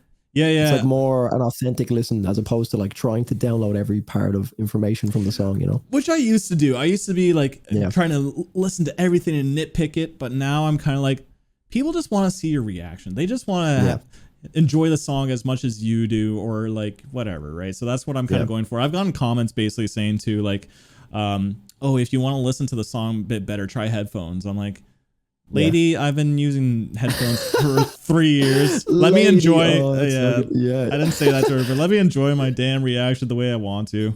Yeah, but man, you can like, I mean, at the end of the day, you can like, I've gone through all the different phases of like trying to do this and that, but at the end of the day, people like, you have to like also, as much as it is self-reflection, you also have to like look at how you consume reaction videos. It's like, what do I actually give a fuck about? And that's very important for me as well. Like when it really comes down to it, all of the fine editing and that kind of thing is great. And I've done that and I've tried to like overdo it. And it's been great because by doing that, you are advancing your skills so that when it comes to small moments in videos, whether it just be like a transition, you've learned so much from like your days of over editing the shit out of everything, now that you can just like use it in like more nuanced fashion. Yep, so, that's so true. But it's also like, when I look at it, if the person is extremely boring and it's just like not that fun to actually watch them, they could edit the most perfect edit of all time. And I'm just kind of like, well, this isn't what I'm here for. If I wanted like the most perfect edit, I just watched the music video that comes with the song. You know what I mean? It's kind of like, so you can spend so much time trying to perfect this, something that's to a certain extent in your control, but it's also like, you know, the main thing you control is just, I suppose, your personality, and I suppose focusing on what people actually want to see or hear, as opposed to, you know, here's me sitting here like this for the whole video, and, you know, now it's just edits of the video cutting in and out, and it's really well done and well produced, but it's kind of like, right, you know, you spend so much time on that, maybe you focus on something else that you have a little bit more, you know, I suppose it makes the channel a little bit more personal, you know? Yeah. It's funny how you said that too, but about like people have commented that my videos, my energy is like really coming through in my latest videos. I'm like, really? I've noticed it as well, man. Like it's you're glowing. I would say you're glowing. I've noticed. I don't know when it is, but like it's been a very. I think it's kind of after. I think the sleep token videos is when I've started to really notice it. I think in and around that. I know that like naturally that's kind of a hype time, so like you're a little bit more high energy. But that's what I've noticed. Maybe it's before that as well, but I've really noticed it like really turning the corner, you know? To be honest, it's that, but I think the main thing was actually the METALBIRB stuff. That even though like it was like holding me down, just like it just felt like this cloud over the channel, and the fact that people were cool about everything that happened was a big shock to me. So I'm like, oh, wow. People actually like me for who I am. Like, you know, it seems like a silly thought, but like that's kind of what I was thinking. No, so. Man, like I can relate to that to a certain extent. And I guess like what that would have been, because I know you did that video, and then so I guess it would probably have been, because that wasn't too long ago, that video. What, like max 2 months ago? I want to say 2 months ago. What video? Did you do? Oh, your Instagram post. That's what it was. Sorry, you did an Instagram post. That was a month ago. Then it was a month ago. So yeah, and then like that would have coincided with kind of the sleep token releases. So that's kind of when I noticed from like a YouTube standpoint. I noticed not coming out of your shell. But like I said, you were kind of glowing to a certain extent. So, you know, shout out to you. But to go on to that point about the that feeling of like, do people like me? And again, this is like that mental gymnastics that your brain does when you're in the YouTube space. I don't have the same level, because I know obviously it's a different relationship dynamic when you're a partner or girlfriend. But I obviously did initially when my channel had taken off, I was doing videos with my sister. Yeah. And as you know, with like females in a video, it's just how YouTube works. If you have a female in the thumbnail, it's 99% of the time going to just do a lot of views. And obviously a lot of my videos, the videos were already doing quite well with just me because I was kind of just getting into like the tools, and then that kind of like strung on to check out Pantera, check out Metallica. And I was doing all the old school bands that like, are just going to bang views. Yeah. And I think it was kind of like a different era of reaction videos as well. I just feel like videos back then were just like every video I was doing was getting at least like 50,000 views. But again, it's kind of like that snowball effect. If you do one video that gets like 400,000 views, which I had like a good few videos that were doing hundreds of thousands of views when I first started, which is crazy now. Like when I look at that, I'm like, Jesus, to get 100,000 view video now is insane. Yeah. But like obviously when you get like say even one 500,000 view video, when that goes out, you're now in the recommended of at least 500,000 people. So like even if you do another video that's not that related to what you've just done, just by I suppose proximity, it's going to be shared to a lot more people. And then you get that like trickle down effect. So like the next video, although you might have like Tool in one video that gets say 500,000 views, and then Metallica next video, just by default, you're going to have let's say 50,000 people click on it purely just based off them being recommended from the last video. So you can kind of and then that video gets say 100,000 views, and then the next video will be shared to 60,000. Like it's just kind of, your videos are always going to be so high. And then factor in the fact that I was doing some videos with my sister as well, that blew videos back up again. So again, it's kind of going back to what we initially spoke about like having that really inflated number. Nowadays, I completely understand that dynamic, how that works. But back then, I probably wouldn't have been as comfortable in my own skin when it comes to creating videos, because I hadn't really found my niche. I was kind of just jumping from like, Metallica to doing like some Filipino artist that was really interesting, or like some amazing singer from here. So I hadn't really got a niche. I just knew that every video that my sister did, me and my sister did, was getting a shit ton of views. So then it came to the point where it felt like a little bit unauthentic to just bring her in, because it was like almost, as much as I enjoyed having her there, I don't think she would have been as natural or enjoy the kind of content that I started to show her. It was like I was trying to get her into Tool. I remember we did a Vola video, like we were reacting to Vola, and I was so into it. I think it was These Black Claws when Vola brought out that album. And I did a video with my sister. And like I almost felt like I was trying to force my love or my passion for this music onto her. And I could kind of sense it in the video. But then I was kind of like left with that dynamic of, right, it's very evident based on the videos I've done by myself and the videos I've done with my sister that they're like multiples of 10 times more viewers. So it's kind of like the YouTube analytics head on me is kind of like saying, keep her in the video. But then they're like, I won't say ethical because it's not that deep. But like, the like moral side of it was kind of like, well, maybe she's not as into it as I want her to be, So it's kind of like, I get what you're saying, where you kind of feel like the identity crisis, I guess, to a certain extent of the channel. It's like, you're like, I'd love to keep her on because it's clearly making the channel blow up. But you have this like fear almost of kind of like, well, who's going to watch when she's gone? It's kind of like that, like the lack of confidence that comes with that. So I don't know if it's exactly the dilemma that you would have gone through, but I can definitely see how that would have weighed on someone for so long, Yeah, and I don't know if it was like lack of confidence, but I guess I wasn't fully confident, and I guess maybe that's what's happening now lately, ever since like people are cool with it and they understand and they actually appreciate it. That's the thing. It wasn't just people understand, but people going like, wow, you were actually going through a breakup during that time. It's giving a lot of your videos extra context now. Now people are watching it. Now it's giving me, I guess, glow kind of, where I'm like actually feeling really fucking good. And I guess, it's coming through. So no, it's sick. I appreciate that. And like having a female on to reactions is a cheat code. Honestly, if you're a hot chick and you're thinking about doing reaction videos, you're golden. Hop on it quick, man. Yeah, especially the metal scene as well. People dying for that kind of thing, man. Yeah. But like even like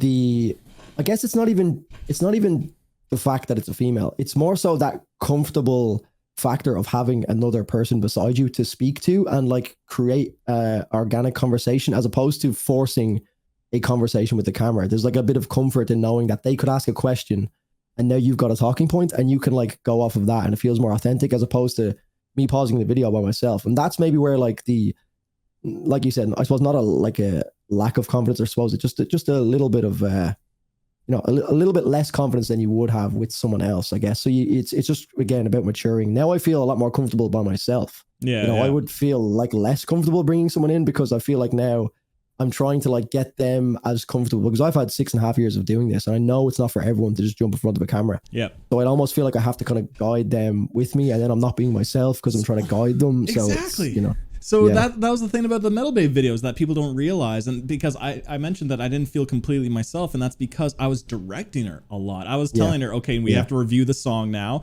make sure our intros are a little bit short, right? So there was a lot of direction that people don't realize. And so I'm making sure that she has talking points, and she gets to talk, and then I'll say my little thing. But because of it, I was the director and I wasn't being truly myself. And I don't think people realize that until now.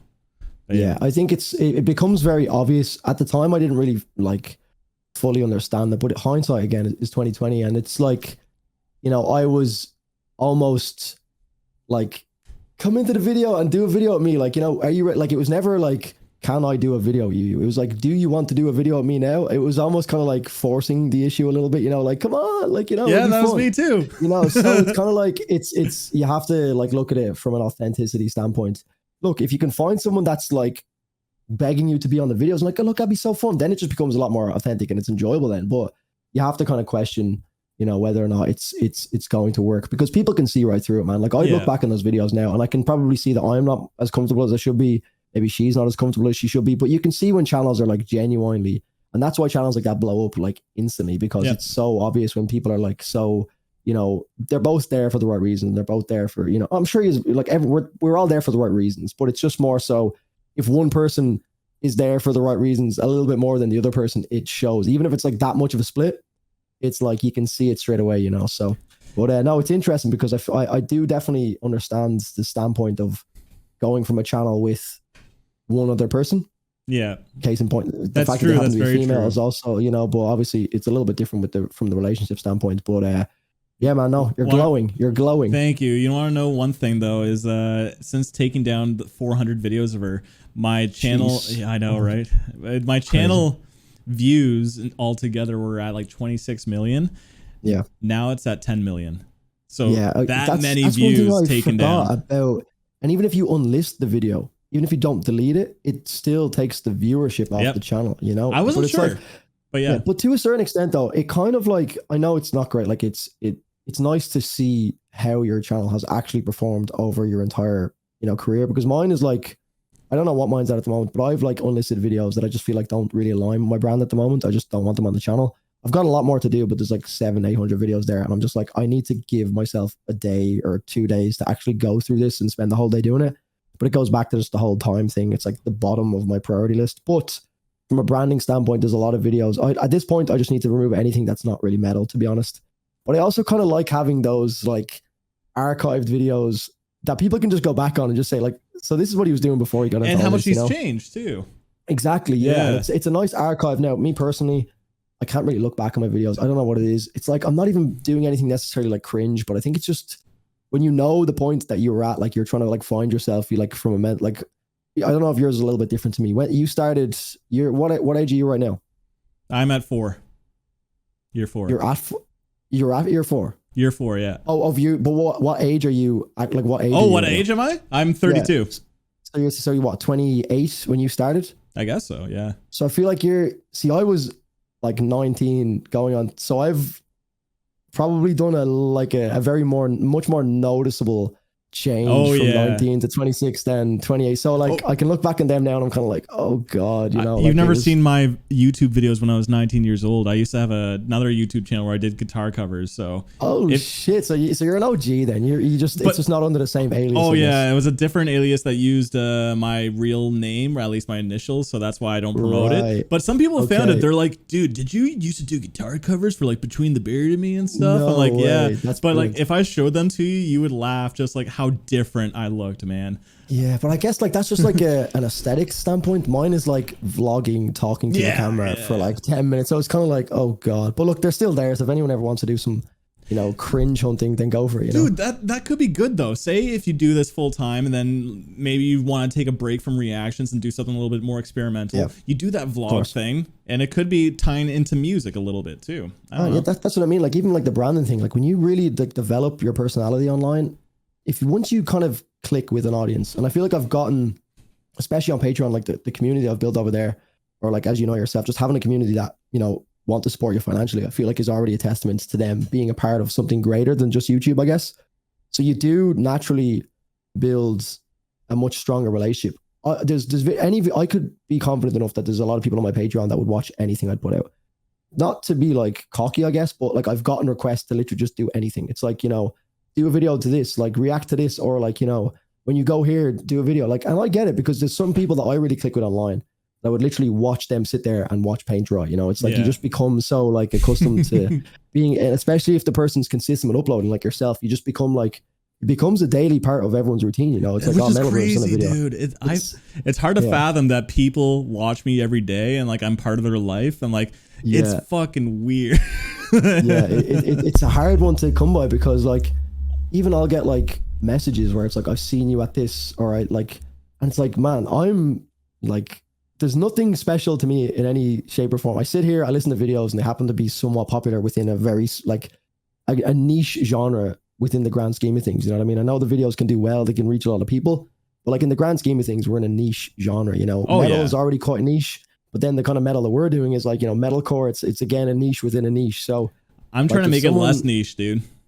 Bro, and again, this kind of falls back to the like falling in reverse videos, although people can have their opinions on it, but like a video that's getting 5.2 million views in a week, I know it's not all metalcore, I know it's not all metal, but like even to like the climactic moment is just a big breakdown. It's just like, it's sick. Going to bring a lot more people to us. It's like, so we can maybe have a different perspective on it to like look at it and say, okay, maybe I don't like this, but ultimately it's a win-win for us, I'm seeing like TikTok comments where they're just like, I don't like the heavy parts where they scream, but I like the rap parts. You can tell it's just like kids, but like it's the little baby steps, man. It's the small steps, man. And that's all it takes sometimes is one element of a song that people say, you know what? I don't really like that, but I like the rest of the song. And then they listen to that rest of the song so many times that eventually they've just by default heard the breakdown so many times. And then before they know it, they're like, yeah, this band's pretty good. They check out the next Falling Reverse song, and then the rabbit hole, spirals and spirals. So yeah, it's a net positive for us. Yeah, exactly. Dude, look, let's talk. I want to go over some hot takes with you because let's do it. I think what's interesting about us two is like, obviously I came from metalcore. I've been listening to this stuff for 20 years, but you're still newish. So we're going to go through some hot takes, and we're going to agree or disagree with them. So this one is from Not of This Earth, and he says, this progressive metalcore trend is in dire need of reinvention, lest it wants to be irrelevant in 5 years. So bands like Invent Animate, I guess Currents a little bit, those kind of sounding bands are not going to be relevant in 5 years, is what he's saying. I mean, if a band can figure out what's going to be relevant in this landscape in 5 years' time, they're going to be doing very well.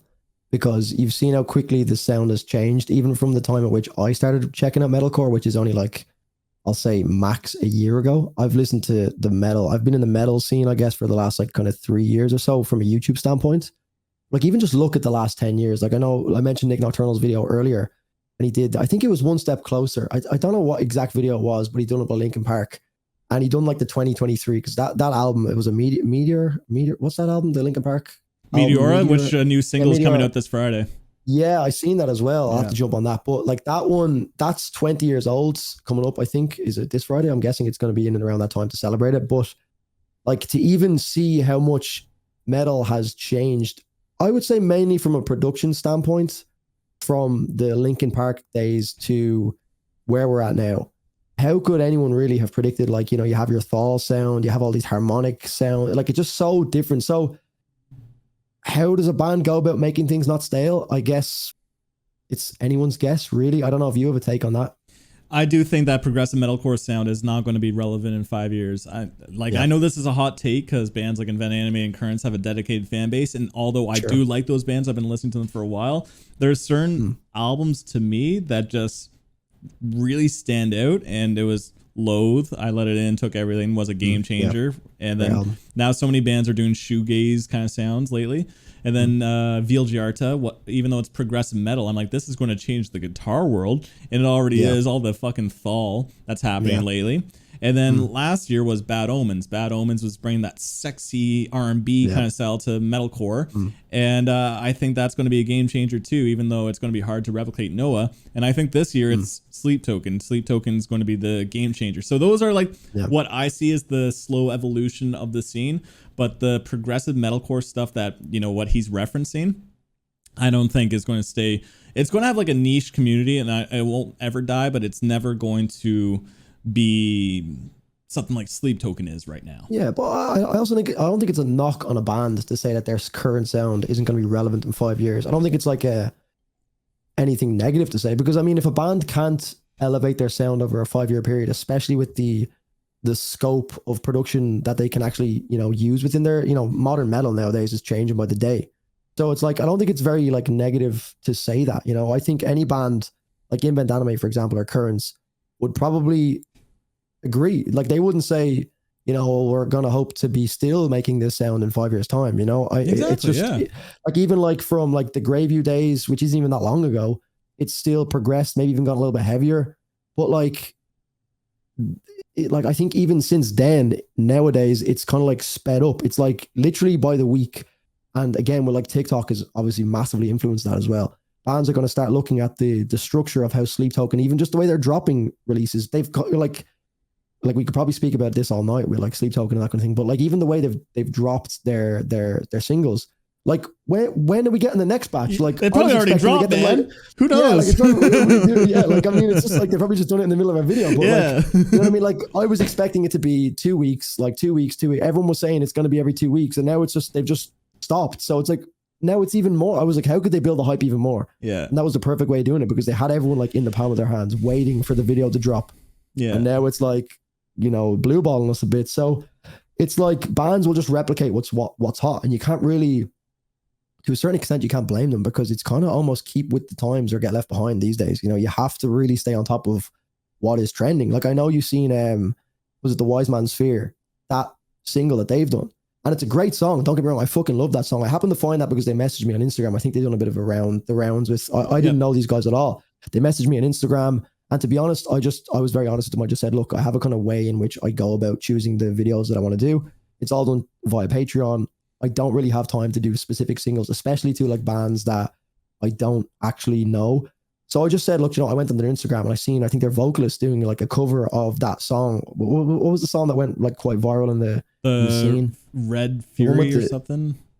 Something. The one with the crazy like Lorna Shore-esque vocals at the end. Like it's like they can, like, I don't know if it's direct reference to the whole like Will Ramos vocal style, but it's kind of hard to look anywhere else other than how viral that moment went in metal. Yeah. And comparing it to, like, it's like, you know, this, people will always follow those trends. And don't get me wrong, they put their own twist on it and it sounded great. The rest of the song is very catchy as well. But it's like, it's so hard to even picture. Like 5 years ago, would you have really imagined, like, I guess you could imagine Sleep Token doing something, but like even just the way Sleep Token brought the funk in at the end of the summoning, and it's just like, you can't picture how it's going to go. And like, it will always be the thing, like the funk, that will inspire the next wave, and then that will get old, and then it's just going to keep, and eventually it will come back full circle. You've seen it come full circle. So by all, like, at the rate at which we're going, maybe that 5 year period, Invent Animate's current sound will be relevant again, and it will be like in 5 years time it will still sound great because we've done so many cycles through the different genres, you know. So who knows? Yeah, it is hard to say, but you got some good input, man. You're definitely part of the metalcore community. Absolutely, man. Yeah, well, look, it's something I spend my entire day looking into, so it's you know, hard not to, I think, at this point. Wake up and go to bed thinking about it. But okay, this one, I think we kind of touched on. Well, maybe not. So this one, I don't know if like the spiciest take, but all the big popular bands have the worst fan bases. The two that come to mind are Bad Omens and Motionless in White. And then I'm a bit of a Bad Omens dick rider as well, so I can't really, Dick rider. speak on that one. Yeah. But the fan bases that come to mind for me, was there more to that question? Sorry, before I go on this rampage it's just here. the whole discussion. I'm pulling these from Discord, and they also go off the Dance Gavin Dance fan base is also something. Oh yeah, can't forget about them. And Falling in Reverse. Baby Metal is also kind of cringe. My Discord's just going off, dude. It's just going off, yeah. The bands that come to mind, and this again isn't any knock on the bands, this is the fan base, so I don't give a fuck about who I'm offending in the fan base, but yeah, Sleep Token's fan base are so fucking weird, man. They're the weird, like, and I'm a Sleep Token fan, bro. I'm the biggest Sleep Token fan, but they're like oh man, some of the comments you get on this is just like, I get like gatekeeping and that kind of thing, but this isn't even like gatekeeping. This is like borderline making me uncomfortable the way these people talk about this band. It's like, all right, relax. What you do in your spare time while you're listening to this band is none of my business. You know what I mean? Like, relax a bit there. I know the horny people. I know. Like, yeah, but I mean, I think it's just, I don't know if it's like the new Sleep Token fan base or if it's like all of a sudden all of the OG Sleep Token heads have just discovered that they're mad horny all the time and they're like, right, I need to fucking let you know about it, you know? I came across a video where it's like a meme video. It's only like 10 seconds long, and instead of the summoning, it's called the cummoning. I've seen it as well. It's so good. I've seen it as well. Those videos, man, those meme style videos that are like 20 seconds long. You know a video is going to be good when you're just scrolling through your YouTube recommended and you get like a 20-second video with like 1,000 views and you're like, this shit's about to slap. Yeah. I just seen it was like the coming. I was like, I'm clicking this instantly. Dropped a big like on it. Yeah. Well, how's it going? Like, I want to come right into. Yeah, it was like they just took like the smallest vocal segment and just. I was like, that is my humor. That is like this generation humor summed into one video. Yeah, I think I left a comment on that. I was like, bro, what the fuck? But yeah. So Sleep Token, their fans. Don't get me wrong, I love Sleep Token. This is always going to get clipped and just be like, oh, like there's, but like there's a lot of weirdo fans from Sleep Token. Other bands like Tool fans are fucking nuts as well. I experienced that firsthand with Tool, but everyone knows about that. It's not really breaking any news there. What other bands have I experienced firsthand that I got a lot of hate from, or just people were really weird about it? Is there any on the wall? I just burped into the mic. I don't know if that was audible. But Meshuggah fans are all right. I love Meshuggah, but some of their fans can be a little bit intense. Yeah, nothing really coming to mind right now, man. Like you said, I think the Falling in Reverse guys, because there's anything that becomes very popular very quickly, I think, or to the masses, there tends to be gatekeepers that come out of the woodwork, and then you start to see the weirdness. So yeah, it's a problem. It's an army, but like I don't know. I think people just need to handle criticism a little bit more. And I guess like I am part of a certain cult like band. I don't even want to say cult actually, but Thrice is my favorite band. And I've never checked them out, but I've seen you're like big on them, so I might have to. I don't know if you would like them, man. They're a little bit their music is old. Like when they were heavy, it's 20-year-old music, and now they're like soft rock. So it's very different. But I think why I'm so adamant about this band is that every album's a little bit different, and they have music for every kind of mood. They got like really slow songs, they got ambient songs, they got heavy songs, they got technical songs. There's so much music. So like when someone says like Thrice sucks, I'm like, oh fuck you. Then I'm like part of that fan base, that's like the one band that you can't criticize to me. It kind of depends as well on the like. It's like I do become that guy a little bit. Like I mentioned Lost in Vegas earlier, and it's like a big moment for me when they do. I'm actually, now that I think of it, I mentioned Tool fans. I become that fan when I'm kind of like looking at people who are outside of the genre. Like I am that guy.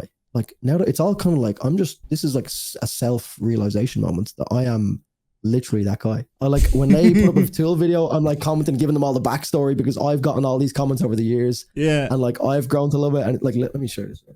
Like, let's see it. Here's me talking about fucking Tool gatekeeping, and I'm literally sitting beside this. What is a Tool? I've got like a life-size poster beside me, just sitting on the floor of Tool's 10,000 Days album. But yeah, dude, that's so sick. You came from an EDM world and then enjoying prog. Prog is like not everyone's style, so I don't know. I think that's really sick, man. Yeah, absolutely. No, it's fun. It's fun, man. I love it.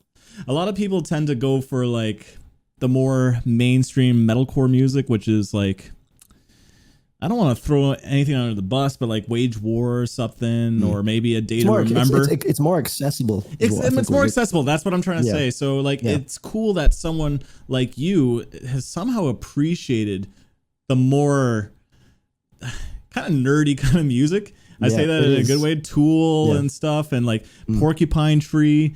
And, but yeah, that's like, I grew up to like that stuff, but it wasn't easy for me. I started to, like rock music. My first band was like Nirvana. Nirvana was my shit back in the day. Yeah. Foo Fighters, and then I got into like punk, like because I played a lot of Tony Hawk's Pro Skater, so I really like punk music. Yeah, you get like Rage Against the Machine and that kind of thing. You get all Rage, those kind of bands, Rise Against. I love Rise Against. Their old stuff, and then my brothers were showing me Thrice, and Thrice has always stuck with me. And then this local band called Protest the Hero, they were shreddy, and they blew my mind when I was a kid. I'm like, what the hell is this? I didn't realize it was progressive metalcore. And then eventually, I just learned I played guitar, and then I wanted to get better at guitar. Then I got into prog music.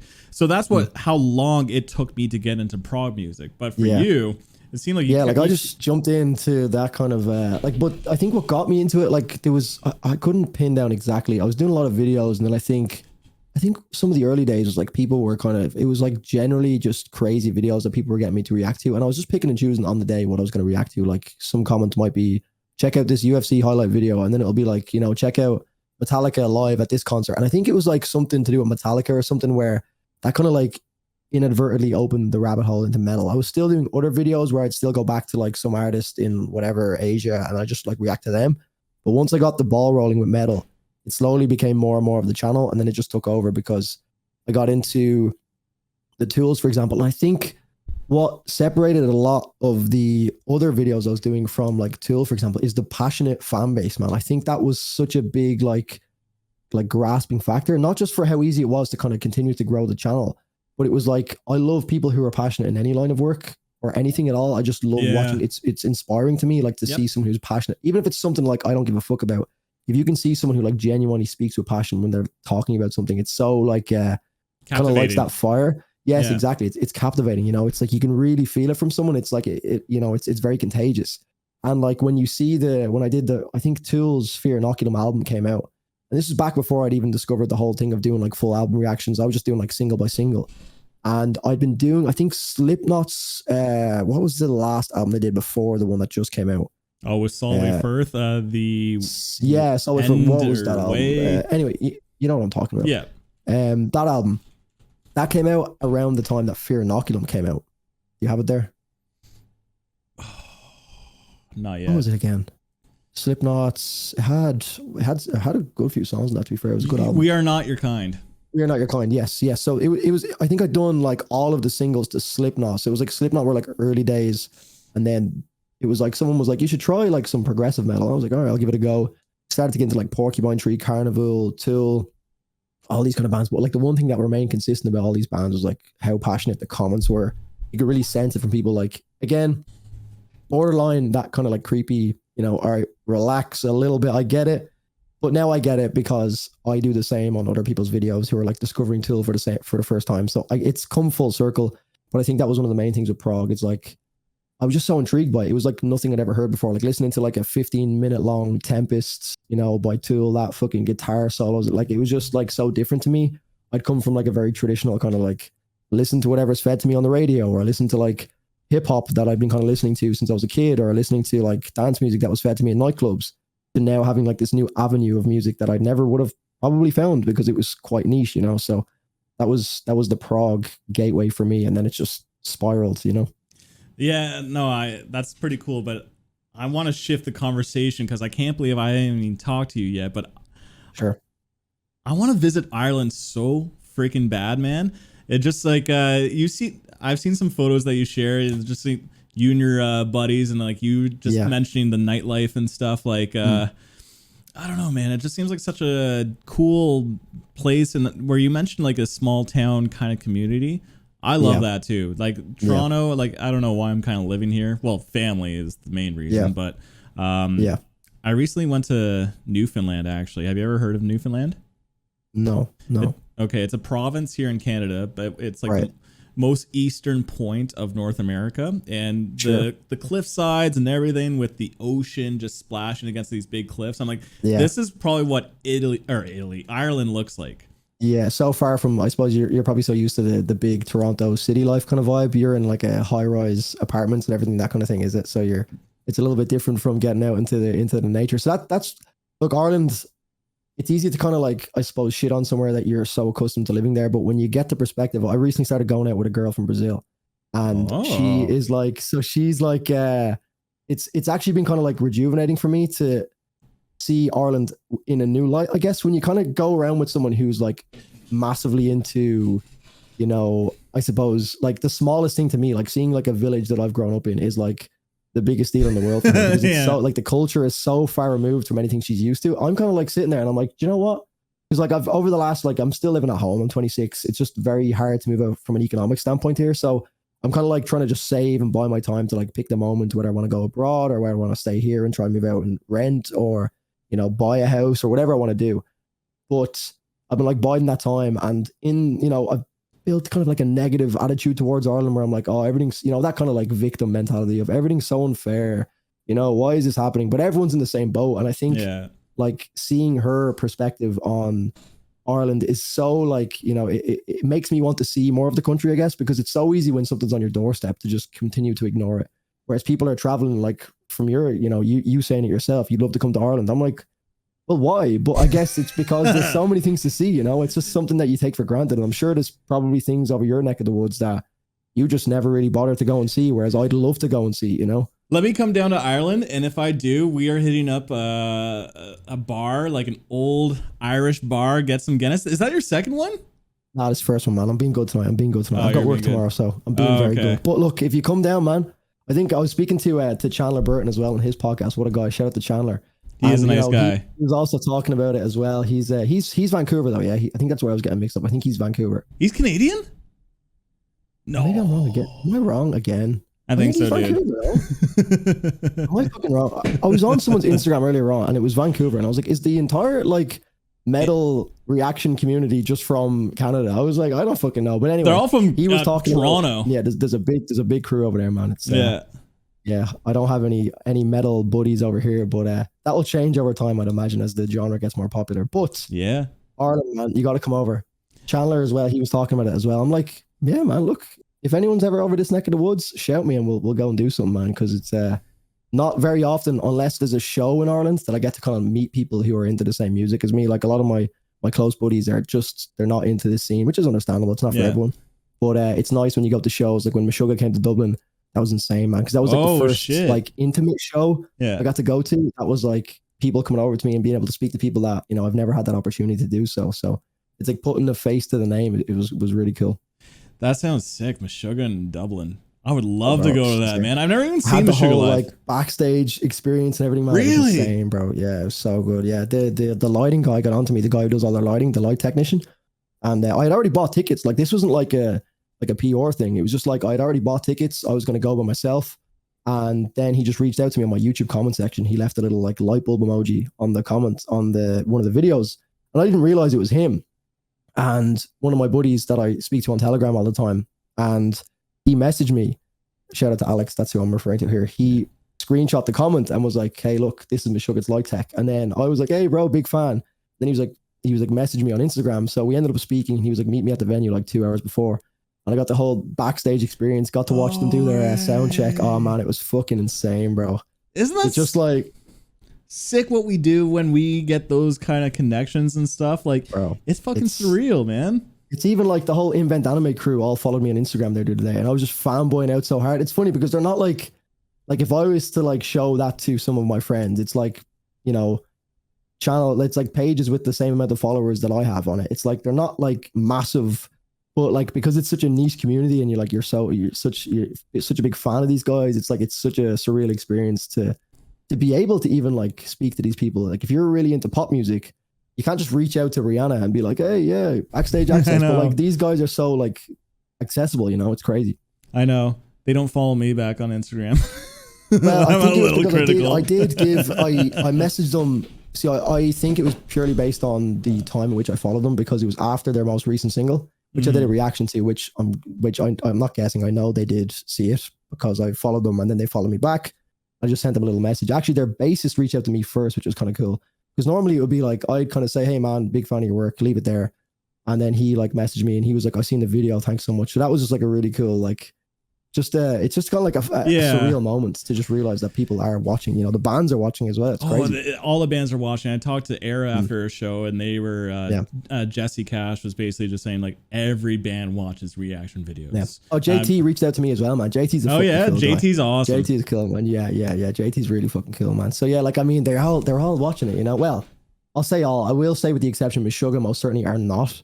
They are like Jens is a little like too big, 50, and they're older too. I feel like it's more the younger people who are trying to get up. Yeah, but I think that was a part of the game plan as well. When they wanted to bring me backstage, I was speaking to the light guy, and he was basically saying like they're past that kind of like social media age, so it's kind of like trying to get in with these small cliques with like the YouTube community and that kind of thing as well, which is smart. But yeah, no, it's just it is pretty cool to see how much more accepted the scene has become. You know. Definitely. I should also mention that I don't even think I follow the members of Invent Animate on Instagram. So yeah, so I should make that clear. If you were to follow them right now, they'd all follow you back. So look, go and do that, and you can do the social experiment. True. I am a little bit critical about their music, which is the hot take in comparison to the community. I feel like I'm the only person. I don't think you were too bad about it. Like, is this in reference to their recent single, or were you critical of them before? I think I don't know. It's hard to tell because the fan base is like diehards. So speaking of fan bases, it's funny how such a small band like that, it just like, I feel like Shade Astray and the other song that they put out, Elysium, I'm like, these are good songs. These are good. I like Shade Astray the most because like it has some nice like clean vocal melodies, a fall section that's really cool, and a robotic pre-breakdown. I'm like, this is fresh for the band. This is new and exciting. Their newest single to me just sounded like North Lane Singularity, and I know you checked out that record. That it just sounds like a more modern take at it, which I can see people vibing out to it. But to me, who actually, you know, I grew up listening to this music for so long, I'm like, this sounds more like the genty kind of grooves. It's just cool, but I can't separate. That was the one thing when I watched your review as well, because it was one of the things that I picked up on as well. As soon as you got to that like harmonic riff, it was like North Lane straight away. I was like, that sounds exactly like Carbonized. That harmonic riff and Carbonized. Yeah. So it's just like, again, like that harmonic riff and Carbonized, and like even Zen, that track that was off of Obsidian as well, that Zen track that North Lane did, was just like harmonics for the entire track. But like, it's just, that's how quickly it changed. Like, I don't know if they took direct reference from that, but it's almost as if they seen that did well. So it's like bands just keep like piggybacking off each other, and like it just slowly evolves into something, and that's how it keeps changing so quickly, you know? Go back to Singularity and listen to World Eater, and there's gent riffs with harmonics in that song too. Right, so that's a song from 2013. I'm trying to think if I did Singularity. I think I did, and I wasn't the biggest fan of it. See, this is the problem with my channel, is that I start with their modern, like really like high production value stuff, and then I work backwards a lot of the time, which can be a bit of a hindrance to my own experience, and people always hate that as well. So you have an interesting perspective because you're new to metalcore, and where I'm very accustomed to metalcore, but I avoided the big bands, right? So that's my thing. So I avoided Slipknot, Korn, and all that. And then people are getting me to check out these old ass albums, and I'm like, oh yeah, I can see why you liked it back in the day. But me, or like Parkway Drive. People have asked me to check out an old Parkway Drive record, and me knowing metalcore music for so long, I couldn't listen to Parkway Drive back in the day. I'm like, okay, I'll check them out now. I'm like, yeah, I still can't get into it. And I think it's also production. It sounds old, and it's hard for me to like it. And also the music has evolved so much. Like, I can see why you liked it when you were a teenager, but I'm a 32-year-old man who's been listening to metalcore for 20 years. This does nothing to me. Well, like, it's one of them things. I think before I found myself in position, but it's also so hard to gauge as well, man, because like, for example, with albums like Polaris's, was it The Death of Me? Is that their most recent album? The Death of Me? Polaris? Death We Seek? Dude, all metalcore band titles are the same. Man, I think it was The Death of Me. Was it The Death of Me? I think so. Has that lead single with Pray for Rain. That's that album, Yeah, The Death of Me. I listened to that, and I've since gone back to that, and I really fuck with that. But like, sometimes it's very hard to actually give a proper opinion on a full album on a first listen. Like, although you may do your best to like, that's why I like to give my thoughts as it goes, because a lot of people like give out about speaking over music, but a lot of the times over an hour long, unless you have a pen and paper, which I know some channels do, and I've considered it before, but I feel like you kind of lose a bit of the music aspect when you start to take notes. Yeah. Like, especially if I'm not like coming from a very technical background. If I'm like a musician that's been, you know, playing for years, I guess writing stuff down could be very cool to like go back on. But if you're doing an hour-long video, I think it's good to speak over it for an album reaction, purely because it's getting that thought that you think at that moment right out at that time. Because otherwise, after an hour, all of that just becomes muddled into one, and you can't really remember specific things. And then by the end of it, you're kind of like, I didn't really like that, but there was definitely elements within that I did love. So it just kind of gets lost, and it ends up being the album review is a little bit like negative. Whereas I go back to that Polaris album, for example, now, and I'm like, fuck, that's actually a really good album. I really like that album. But at the time, I kind of just was like, meh. And I've seen comments on other videos that are like, I always didn't appreciate how Drew didn't like this album at the time. And it's kind of like, I wish I could almost go back and do a double take. But it's just how it is, you know. You just have to be honest to your thoughts at that time. Exactly. And also opinions do change, but man, the thing that people, and I think the majority of people do, they're just still going to be like, damn, it sucks that you didn't like the album or didn't like this song. But at the end of the day, you're being genuine with your thoughts, which is not easy to do. And I know a lot of reactors still don't do it, because if you do put out that negative criticism or something, then you know people are going to be upset, and you don't want that. You don't want that, and that's why people don't do it. But the fact that you do it is just you being genuine and honest, which you really, really need to do. And I totally I get that vibe from you. I always have, and that's why I showed you out way back in the day too. I feel like it. I don't know. I don't know. Maybe there's certain people where you can just like pick up on these cues where someone's being a little bit more genuine. Like I watch people, I'm like, you're not being real to me. I can tell. I don't know if it's like mannerisms or something, but like, I think it's you need to know yourself to know others. And I think I've been that person that's really gone over the top and like forced a reaction. So I can tell when someone's doing it, you know. There's moments where I will go mad and I'll take the piss and I will become that person again for like a moment as like a joke or a meme, or just like not even as a joke. I'm just that hyped about a certain moment. I'll become that like over the top. Like if I was listening to this by myself, no, I'm not going to be jumping around my room like a fucking menace, you know. I'm not going to be doing that by myself. But for the sake of entertainment, which this is massively entertainment, it's not just about, you know, learning new music and discovering new songs and new bands and, you know, giving that reaction experience. It's entertainment. So like, there is certain elements, but if you're just doing that to every single moment of a track, it becomes so obvious. And I think because I've been there before, I've overhyped myself for videos, which I now look back and I'm like, oh man. But again, it's just a part of growing up, and, you know, I don't feel the need. Back then, I feel like when I didn't have like an established, I won't say brand, I don't feel like I have like a brand identity at the moment, but a niche audience. I felt like I had to just like be that guy who just done like shock value stuff. Right, so now I'm a lot more comfortable in the fact that I know I have a good audience that'll watch me regardless. Even if my opinion isn't the best, they may not like the video, but they're still going to appreciate what I say. And they just like feel like accustomed, or you get used to, like I said earlier, if you're watching someone all the time, it becomes a part of your life. And they're just like, oh, Drew's done a video. Even if they don't even like you that much, it can still become a routine, you know. That's kind of like the beauty of it as well. Like if they don't even have to love you that much, they'll just be like, I wonder what he has to say today. And that's when you become consistent. That's where you'll find yourself. You'll have people who don't even like you that much just watching it because you've just been consistent, you know? Yeah, and it's funny that you mentioned that, because like Chandler from, he mentioned to me that I'm like part of his morning routine. He'll like open up his phone because like he's on the other side of the North America, I think, somewhere. But anyway, he's just like, he uploaded a new video and he's going to watch it. I'm like part of his morning routine. I'm like, the fuck, really? That's crazy, isn't it? Yeah, but like, it's just like when you actually look at the numbers, man, like, I mean, say you're consistently getting like 5,000 to 10,000 views in a video, and obviously some videos can go a lot further.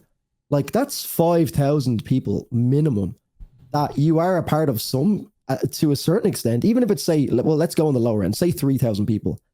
Like that's still a shit ton of people that you're a part of a routine. And it's like, to go back to getting like yourself bogged down about like a video not performing, say a video not performing nowadays is like 3,000 views. It's like, that's still a lot of people. And sometimes it's important to remember where you've come from as well. Like when I started doing this shit, I was getting like 100 views a video, like, and that was like a big deal to me. So it's like always wanting to level up, but always taking a moment to kind of stop and think like, what would the person like 2 years ago would have thought of this? You know, it would have been amazing. So it's just kind of like not letting the highs get too high when you get like a banger video that gets like 60,000 views, not letting that get to your head. And also, you know, when the videos flop, as we've discussed, and we both know very well, having done it for so long, it's just not letting the lows get too low as well. Just trying to keep a nice middle ground of just emotional intelligence, I suppose.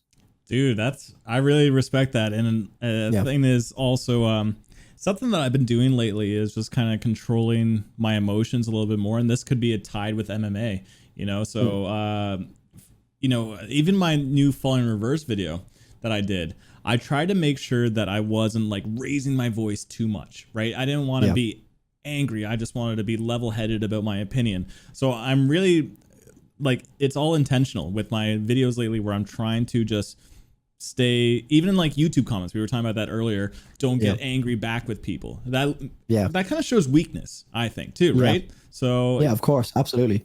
So yeah, I think just to have the level-headed mindset, even like, videos are doing well, videos aren't doing too well. Yeah, just kind of keep doing it and keep growing and keep getting better.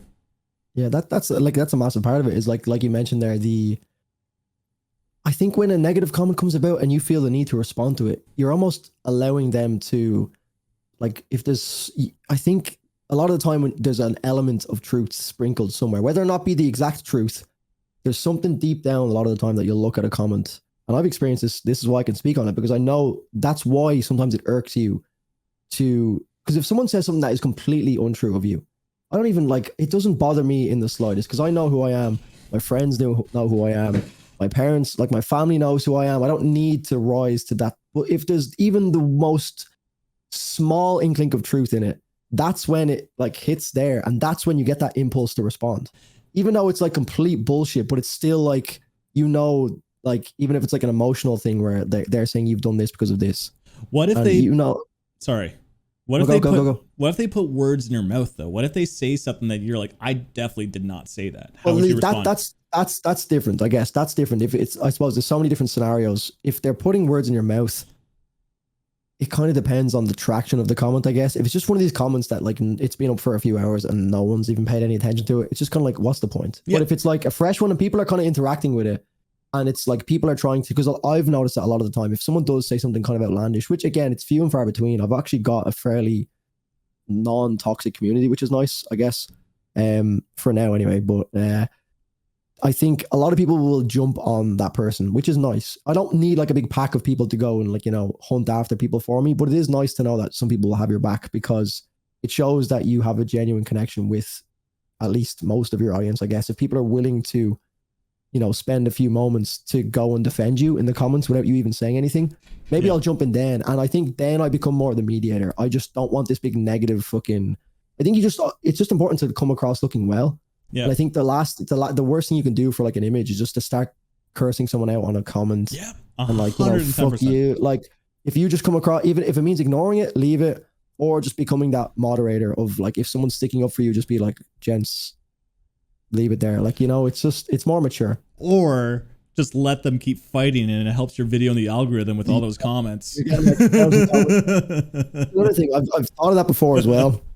Yeah, man, there's a lot of ways you can tackle it, but I think over time, it's just you get used to how you should deal with certain scenarios. You know, it's just something you can't really teach. You just have to have made a few mistakes, because sometimes you'll really lash out. I've lashed out on people before, where there's like that small bit of truth.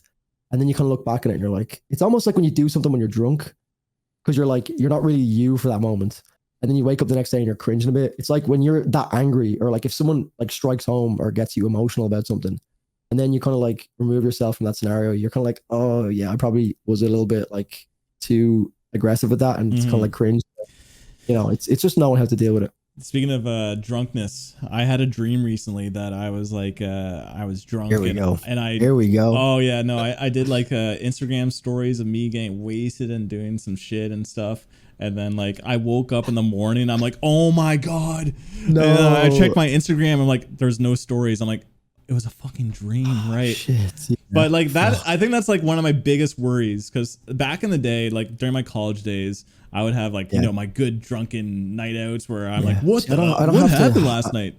Right? I don't have to dream about that stuff, man. I've just lived that, you know, putting up shit, and you're like, oh God, I'm sure you've done it as well, but you get like that PTSD flashback of like, oh, I'm doing it again, you know? Yeah. But I've had all that experience of just like posting shit that you really shouldn't have. So you need to make these mistakes sometimes as well, man. It's a strange world we've grown up navigating with social media, you know? It's the first generation that we've been able to make a show of ourselves on that kind of level where you can post an Instagram. Like my parents weren't able to post Instagram stories in their most drunk moments and make a show of them. So they could do it in other ways, but most certainly not to potentially thousands of people, you know, so it's definitely a weird time to navigate, you know.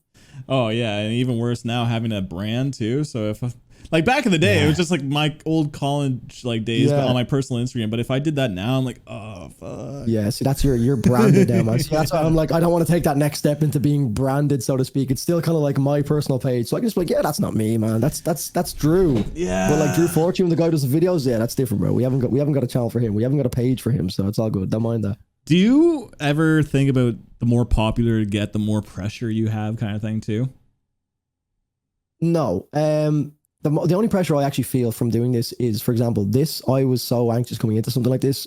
For some reason, when things are out of my control, when it comes to like the edit, it's just like now I'm fine. Like I'm absolutely fine now. I could talk all night, but like I don't know what it is, man. It's like just knowing that it's like someone else's content that I'm now being involved in. Not that I'm gonna say anything outlandish, but it's just like that lack of control kind of sends me a bit like that lack of control kind of sends me a bit like uneasy. Yeah. But like the pressure of, I suppose, anything else. If you were to tell me, Drew, you're going to put a video tomorrow and it's going to get 10 million views, like that doesn't bother me at all. A lot of people will be like, oh my God, that's so many people, like they're going to see me. But it's just like, that doesn't faze me whatsoever. It's more so small things like this. It's just like, you know, just even sitting, I do this all the time, but it's like sitting down and having a conversation. I speak to people all day, every single day. But it's just, it's weird, man. I don't know. Like the last 3 podcasts that I've done yourself, I've done Regenerate Mutants, and I did Chandler Burton's as well. I just said, look, I'm going to go on a podcast run because I never really done podcasts before. Get more familiar.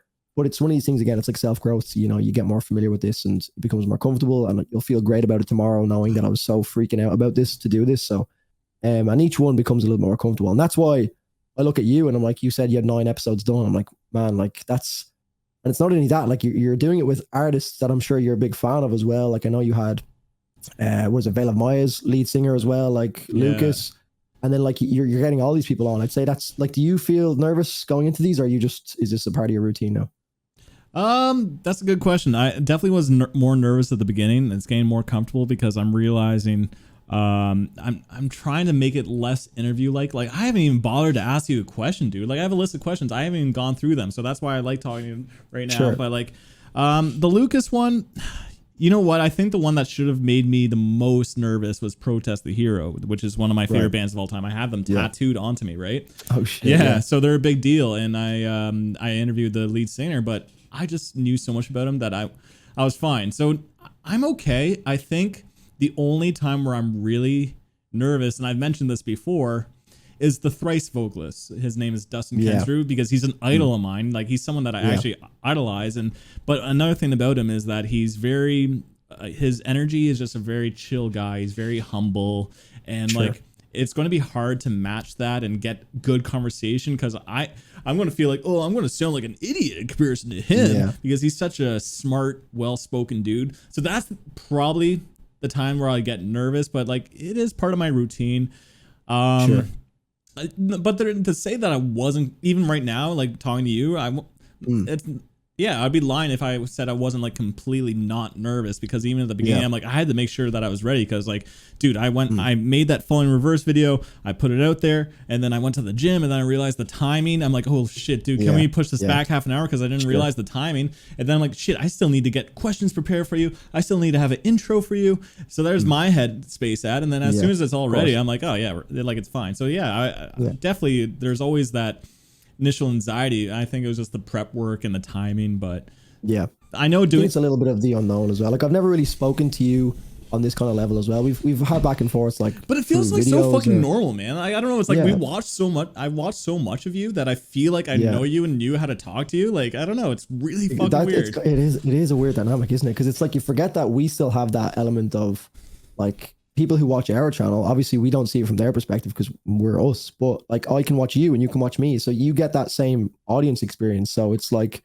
we still go through that kind of like, not like a fanboy thing, but it's like that's the guy from the video, you know, like it's so weird to like now be interacting with him, you know what I mean? It's strange. But I think also you're yourself in front of the cameras. If you're putting up a persona and then I get to talk to you, I'm like, then I'll be like, who am I talking to right now, right? But like I have a good idea of who you are. We've already chatted a few times, so it's just like it was completely normal. that's what's great about this community as well, man. Like the 3 podcasts that I've done, yourself, Chandler, and Regenerated Mutants, like this has all been in the space of the last month. And it's just been like, it's as if we all just know each other like instantly, you know, when you can speak to someone on this level about one particular topic. Like this isn't even getting into like personal stuff whatsoever. We're not speaking about like the areas I know we touched on, like Ireland and like, you know, Toronto and that kind of thing. But like, it's really, we've just mainly spoken about music, and like, I'm sure we could go for hours upon hours. It's just like, it's crazy that this is just one level of conversation that you can have. And it's the same with the 2 other guys that I've done the podcast with as well. It's just such a great way to bond people, you know. And a lot of people just don't have that little outlet, you know. And also, I think the networking thing and just talking right now is helping the scene grow and show that we're all in it together. And like, if we can build positive relationships, and I think it's just going to help the music scene. We're all like, by sharing new contacts with record labels that I know and vice versa. Yeah. We're just like helping us grow. We're helping, like, people have this mentality that we're all competing with one another. And like, of course, like we look at numbers and stuff, and like, I've been talking to Orion Reacts. Orion Reacts is probably going to beat me in subscribers soon. But, and it's funny because he's been doing his YouTube channel for less than a year, but I'm going to look at him and just like, fucking right on, dude, you're crushing it, but I'm going to try to beat you again too. Like, that's the mentality that we should have. We should support each other, we should grow. And also it makes the metal community more, you know, positive, and therefore we have more bands and we have more music to cover. Just, we have more content. I'm really just trying to make, you know, the entire scene just evolve with us, you know. Of course, yeah, man. That's what it's all about. I mean, you can really look too deep into it. There's so much like digging you can do into it. But at the end of the day, it's just the baseline is all about the music, and everything else that comes with it is just an absolute net positive. You know what I mean? Like, we're helping like artists. That was one of the questions I was asked as well recently. It was like,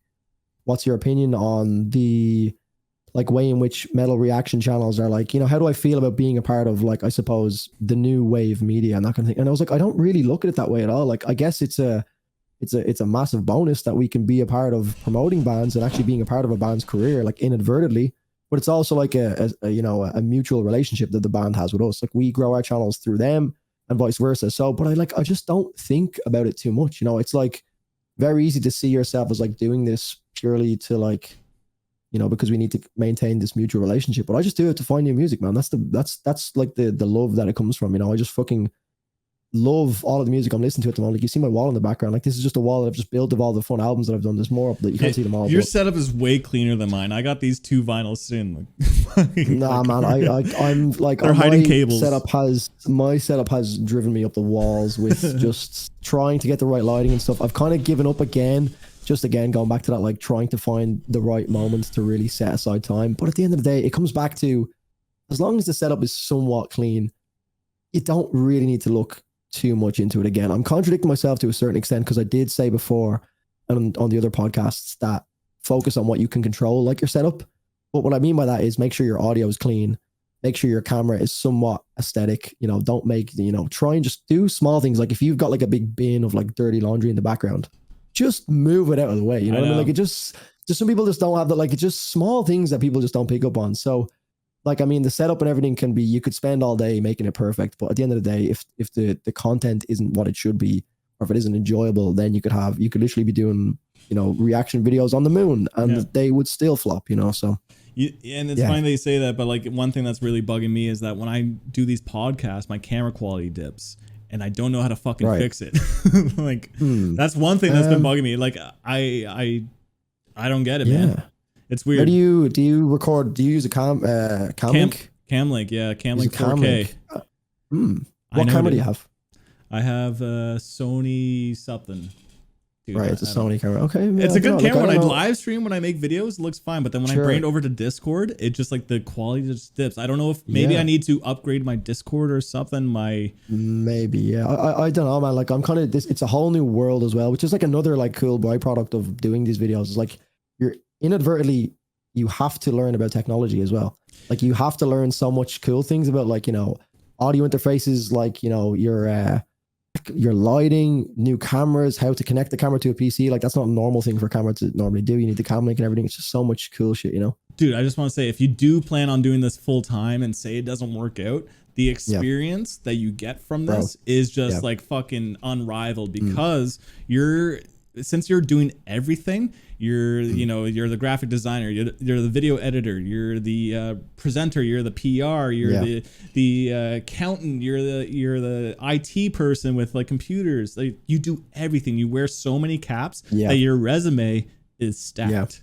Absolutely, man. Like my 9 to 5 is in the IT world, so I've like leaned into, there's a lot of things like it's worked mutually. Like there's a lot of things in my 9 to 5 that I've discovered how to fix via spending hours here, like whether it be audio settings where audio drivers aren't up there, just like small things like that you'd have to deal with here that you probably wouldn't really be exposed to unless you're dealing with like, microphones and audio interfaces, monitors, like how to set up cameras, lighting, all this kind of stuff, like stuff that maybe seems quite niche, but then when you come into like, it's very practical in a real world scenario, and vice versa in, my 9 to 5. I've learned so many things that I can use to help me here. So it's a pretty cool like skill base to have going back and forth, Absolutely. Yeah.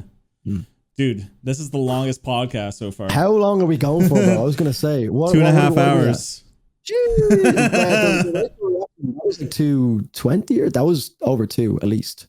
The Rachel reacts. You did over 2 hours? Yeah, no, this is it was like over 2 hours. It was like 2 hours and 15 minutes. We still got some we got more. Let's go. All right, we'll end the segment because I gotta make sure that I have, dude, I gotta check my space on my drive because sure, yeah. Imagine if none of this recorded, I would be so fucking pissed. God, yeah, Jesus. That would not be fun. Actually, just to be safe, going to take a quick little break and we're recording again. Make sure we have it. Yeah, just to make sure that we had that clip because that would be brutal. Bro. Oh God, yeah, Jesus. So okay, look, let's just move on to the last segment here. Is just simple questions. So your top 3 favorite bands right now, or altogether? Right now is Architects the number 1. I've had that All Our Gods Have Abandoned Us album just on repeat. Incredible album. Listened to it first. It's an incredible album. Oh God, who am I listening to? When someone asks you this question, you're like, who am I listening to right now? I've actually been listening to a lot of Dayseeker, that Dark Sun album. Oh yeah, you like it? I like it, yeah, man. It's just like it's a nice tempo change. It's not like too technical. It's nothing like too genre defining or anything like that. It's just a nice album to listen to. I like to just put it on when I'm driving. It's nice. It's a nice switch up to a lot of the heavier stuff that I've listened to. So like, I mean, it's quite contrasted to the Architects album, which is obviously very heavy musically and lyrically, I guess. So yeah, it's nice to have something that you can kind of go back and forth between. And then what else am I listening to at the moment? Let me just quickly run up Spotify. I don't want to take too much time here, but I'm sure I could find Spotify very, very quickly. I was so flat out on, to be honest, I've been really listening to the Sleep Token release as well. I've been like treating those 4 singles as a mini EP. Oh, it's I've just so been like good, playing man. all of those back and forth. They've been amazing. I only recently checked out What the Future Holds by Fit for an Autopsy, and that album fucking rips. Oh my God, man. Because I'm not a deathcore guy by any stretch of the imagination here, and like I have been completely converted to deathcore by these guys. So that's what happens, dude. They're a sea of tragic beasts. This is what's funny, because when I did all the early days of Tool, Metallica, people would be like suggesting the early days of like the deathcore songs, or even just like heavier metal, not necessarily like in the core scene. And I'm just like, I can never like this. I think I did Die Hard Is Murder, one of their tracks, like very early on, like 3 years ago. Yeah. And I was like, I can't remember exactly, that reaction's there somewhere, but it would have been like the earliest, I suppose, exposure to music that intense.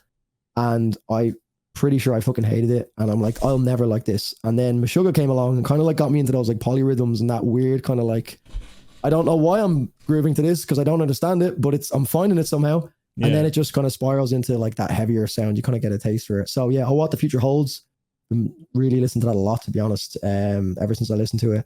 Have you heard any Reflections? Yep. Reflections, cool, yeah. I've listened to that Willow album. Yeah, I've been doing a lot of sleep. Like just on my 6 top here, it's Dark Sun, Sundowning, Aquaregia, which is obviously just a part of the 4 singles by Sleep Token. What the Future Holds, and then just Sleep Token are there. All Our Gods Have Abandoned Us. Yeah. Is that your favorite Sleep Token song, Aqua Regia, out of the new ones? No, it's just like, on your homepage of Spotify, it says good evening, and then it just shows you different songs. Oh, okay. I would say my favorite of the 4 is, I would say, The Summoning, and then Aqua Regia, and then maybe Granite, and then Chokehold. Oh, Chokehold last. Wow.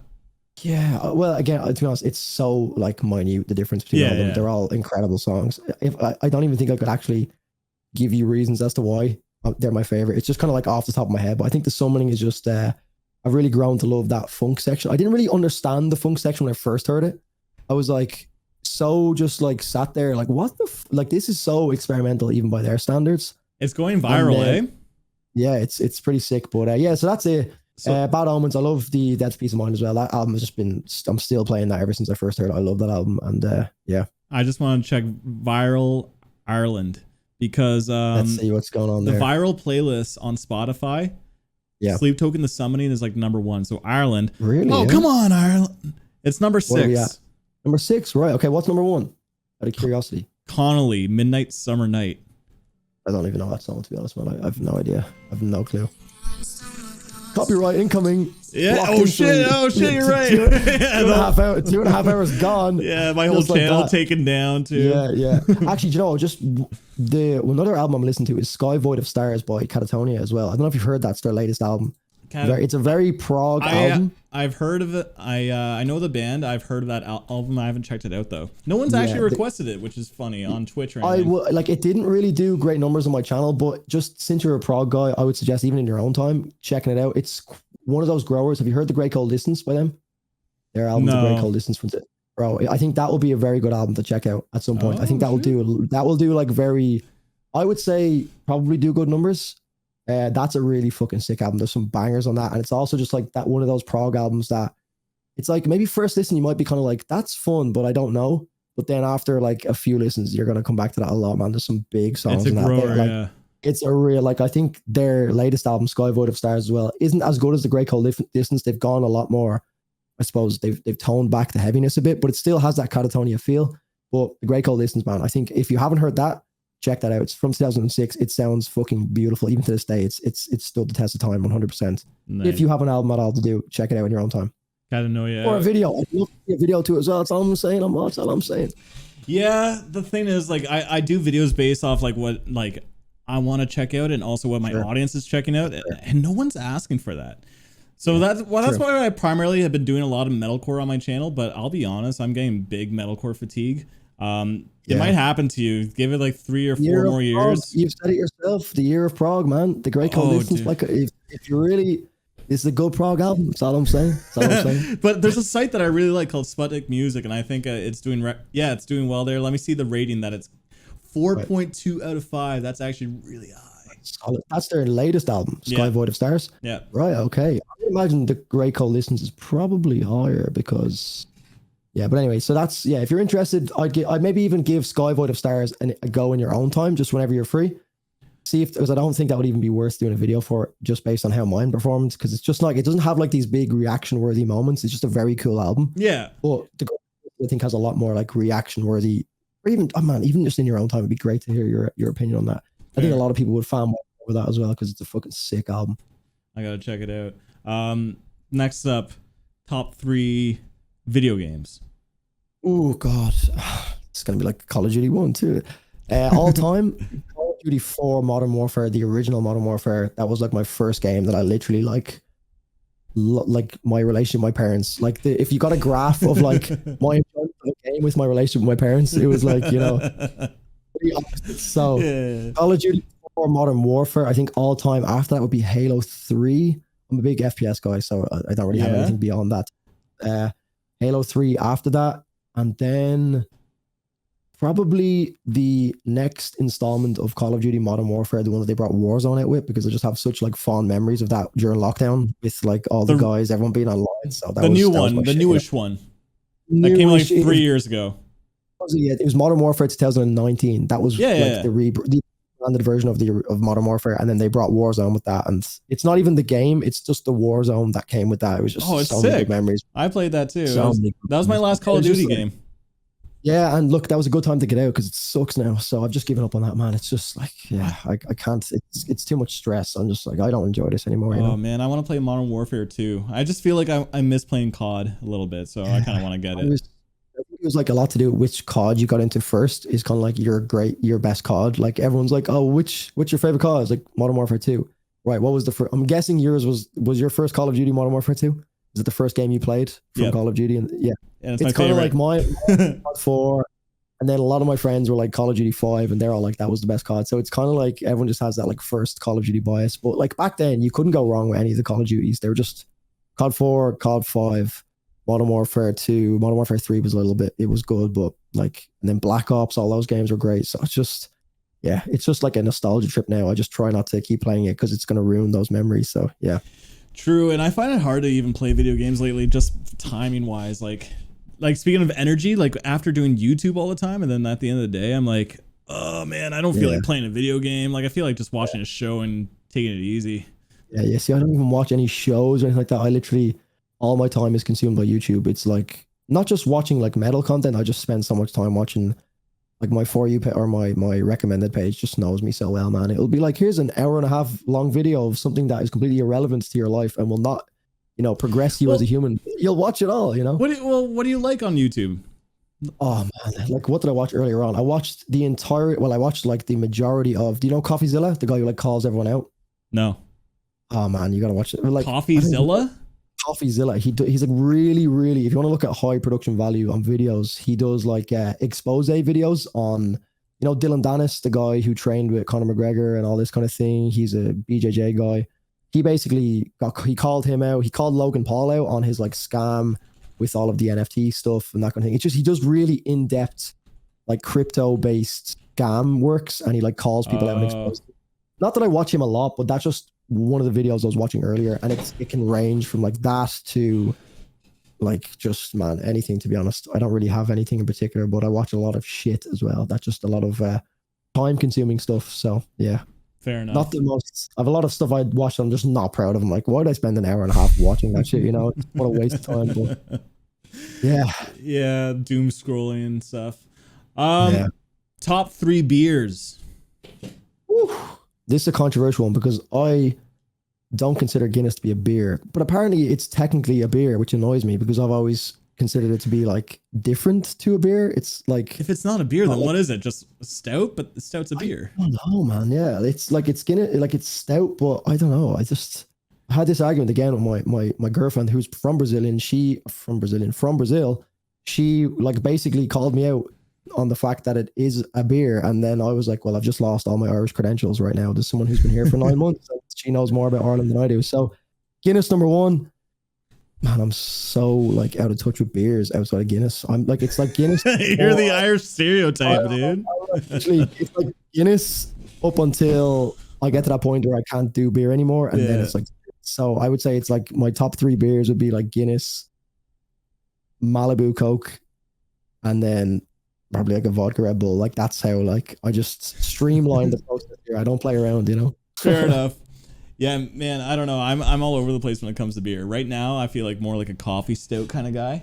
But like during the summer, craft beers in the videos, I've seen like you've got like a nice. Have I seen kind of like you experiment with different beers? Oh yeah, back in the day, that was my old channel where I would like drink craft beer and I would showcase the beer that I'm drinking and I'd pour it and go like cheers. Lately, and then I stopped doing that because like fitness has been like a big part of my personal growth, and like, who needs beer? Yeah. Well, there's me. Don't worry, I got this, man. Yourself. Yeah, I took it for the nerves. That's what I'm gonna give that that's my excuse. Every time I go on a podcast now, it's like, oh, I'll just have a beer. It just slowly spirals into. Fair enough. I can't. I need to make sure that I'm proper for interviews and stuff. Actually, I'll be honest with you. Since we're at the tail end of the podcast and maybe not too many people listening, but like during a live stream once, like I'm like, why don't I take an edible? Why not? And like, let's listen to some music. So I did. I had like a gummy, and then like I'm fine. Then 45 minutes later, I'm just like going like this, just like, God, and then my chat was like talking to me, and then I started like overthinking things. Like, wow, my chat, like, I gotta make sure I'm talking to them, and then like I was quiet, and I was like weird. And I couldn't think of anything worse than that. Yeah, I'm like sorry guys. People donated money, so I had like a list of like 8 more songs or something to check, and I'm like, I'm sorry guys, I gotta end the night. I'll check these out next week or something. That sounds like the worst, like, because that can just go so wrong so quickly, where like the chat says something slightly like jokingly negative, but you're like very like forward thinking brain that can't process like humor is just, man. I think I just told my audience, and I think some of them knew, like, I'm going to have a gummy, guys. And like some people might not know, and some like okay. So some people knew that I was like, I was fucking high as tits, but Oh, God, I haven't done it since, man. I'm like, I realize I cannot do that. Okay, top 3 foods. I don't know if you guys have it, but it's very self-explanatory. It's chicken fillet roll, all right? But it's bread. What now? It's like a chicken fillet roll. It's like okay. I know it's very like a chicken fillet in like a bread roll, but it's like, I don't know if it's I'm pretty sure it's an Irish thing, because I don't think you can get it in the UK. And by the way, you're Googling it right now. I'm pretty sure you've never heard of it. Yeah. It's like basically, man, it's like it's like breaded chicken. So you get like let me see what you're probably my North American friends, it's a chicken sub. Chicken sub. That's what it is. It's just a Subway sandwich with chicken. I'm saying a roll, yeah. I don't know if you guys call it a roll. Chicken. Yeah. It's a sub, but it's like you get like your breaded chicken. Like sometimes you get spicy chicken. You get like taco sauce, butter, lettuce, cheese, some peppers, maybe some coleslaw. It's just bang it all together, man. That's my go-to. Other than that, I like a good steak. I'm a burger guy as well. I don't really do well when it comes to like rating or tiering mundane things, you know. I'm just kind of like, I like it all, you know. I can't really put a figure on which one is more important to me, but I would say chicken fillet roll definitely, just based on how much I eat them, was 100% top of the list. Yeah, everything else just follows suit. Steaks, I'm a big meat guy. That's gonna get clipped, but it's funny how that feels a little controversial to say too. Have you noticed some of the I guess ideologies of the scene too? There's a lot of vegan straight edge people. Maybe I have, maybe I haven't. I just, man, you can get so involved in all that kind of thing on videos. It's just kind of like, you know, just be yourself, I guess. It's just kind of like, it's just like, you know, you can get so tied down and tied up in all this shit. Look, each to their own, but if people want to start ramming their opinions down my neck when I'm trying to just be me, like, come on, like I've had it before, and I've had it before with these small things happening when I was on Twitch, where you'd have like almost disagreements breaking out in the chat, and I just hated that so much. It was like such a negative, weird vibe, and you have to now become the moderator and be like, hey guys, like I feel like I'm dealing with kids here. It's like, come on, just everyone keep their opinions on these things that no one wants to talk about, like politics and that kind of thing, out of the equation. You know, it's just, I just don't have the energy. You know, that's. No, that's very true. And like going back to that, like I put a picture of like a steak that I cooked really well. I think I put it on YouTube. Just like people were like, "Oh, there was one guy just like, oh yeah, eating meat is cringe," and then there was a whole fight going off, and I'm just like, exactly, dude. So that's what I'm trying to say. Like the scene is very opinionated about some things. So, but like what you just said, just be yourself, and you can't apologize for being who you are. That's just the world these days. That's the world we live in now. It's not even the scene. It's just if you post anything on like Instagram or anything, like, it's just like, come on, bro. It's just let me live. Come on. I know, it's so true, man. It's gone very strange, man. It's gone too soft. I hate it. You watched? Oh yeah, it's gone very soft. Do you watch things from like where I grew up, like the '90s, like Mad TV? Oh, that's probably a North American show. Yeah. Anyway, it's like a skit show. But like you watch clips of that, and they were saying some racy kind of things, like, and it was funny back in the day. But if you say that shit now, boom, you're canceled. I've seen some clips of like the old WWE clips, and like I know right now it's kind of like there was like clips of, I don't know, I'm not a big WWE guy, but I've seen clips where like one of the wrestlers like smacks some girl on the ass, and it's like, he's like, "You're coming home with me," and it was like, this was published, like this was put on like TV for everyone to consume, and everyone was like, "That's so funny," and it was like he like slaps her on the ass and picks her up on his shoulder, and like real derogatory stuff now that you'd really just get cancelled instantly for.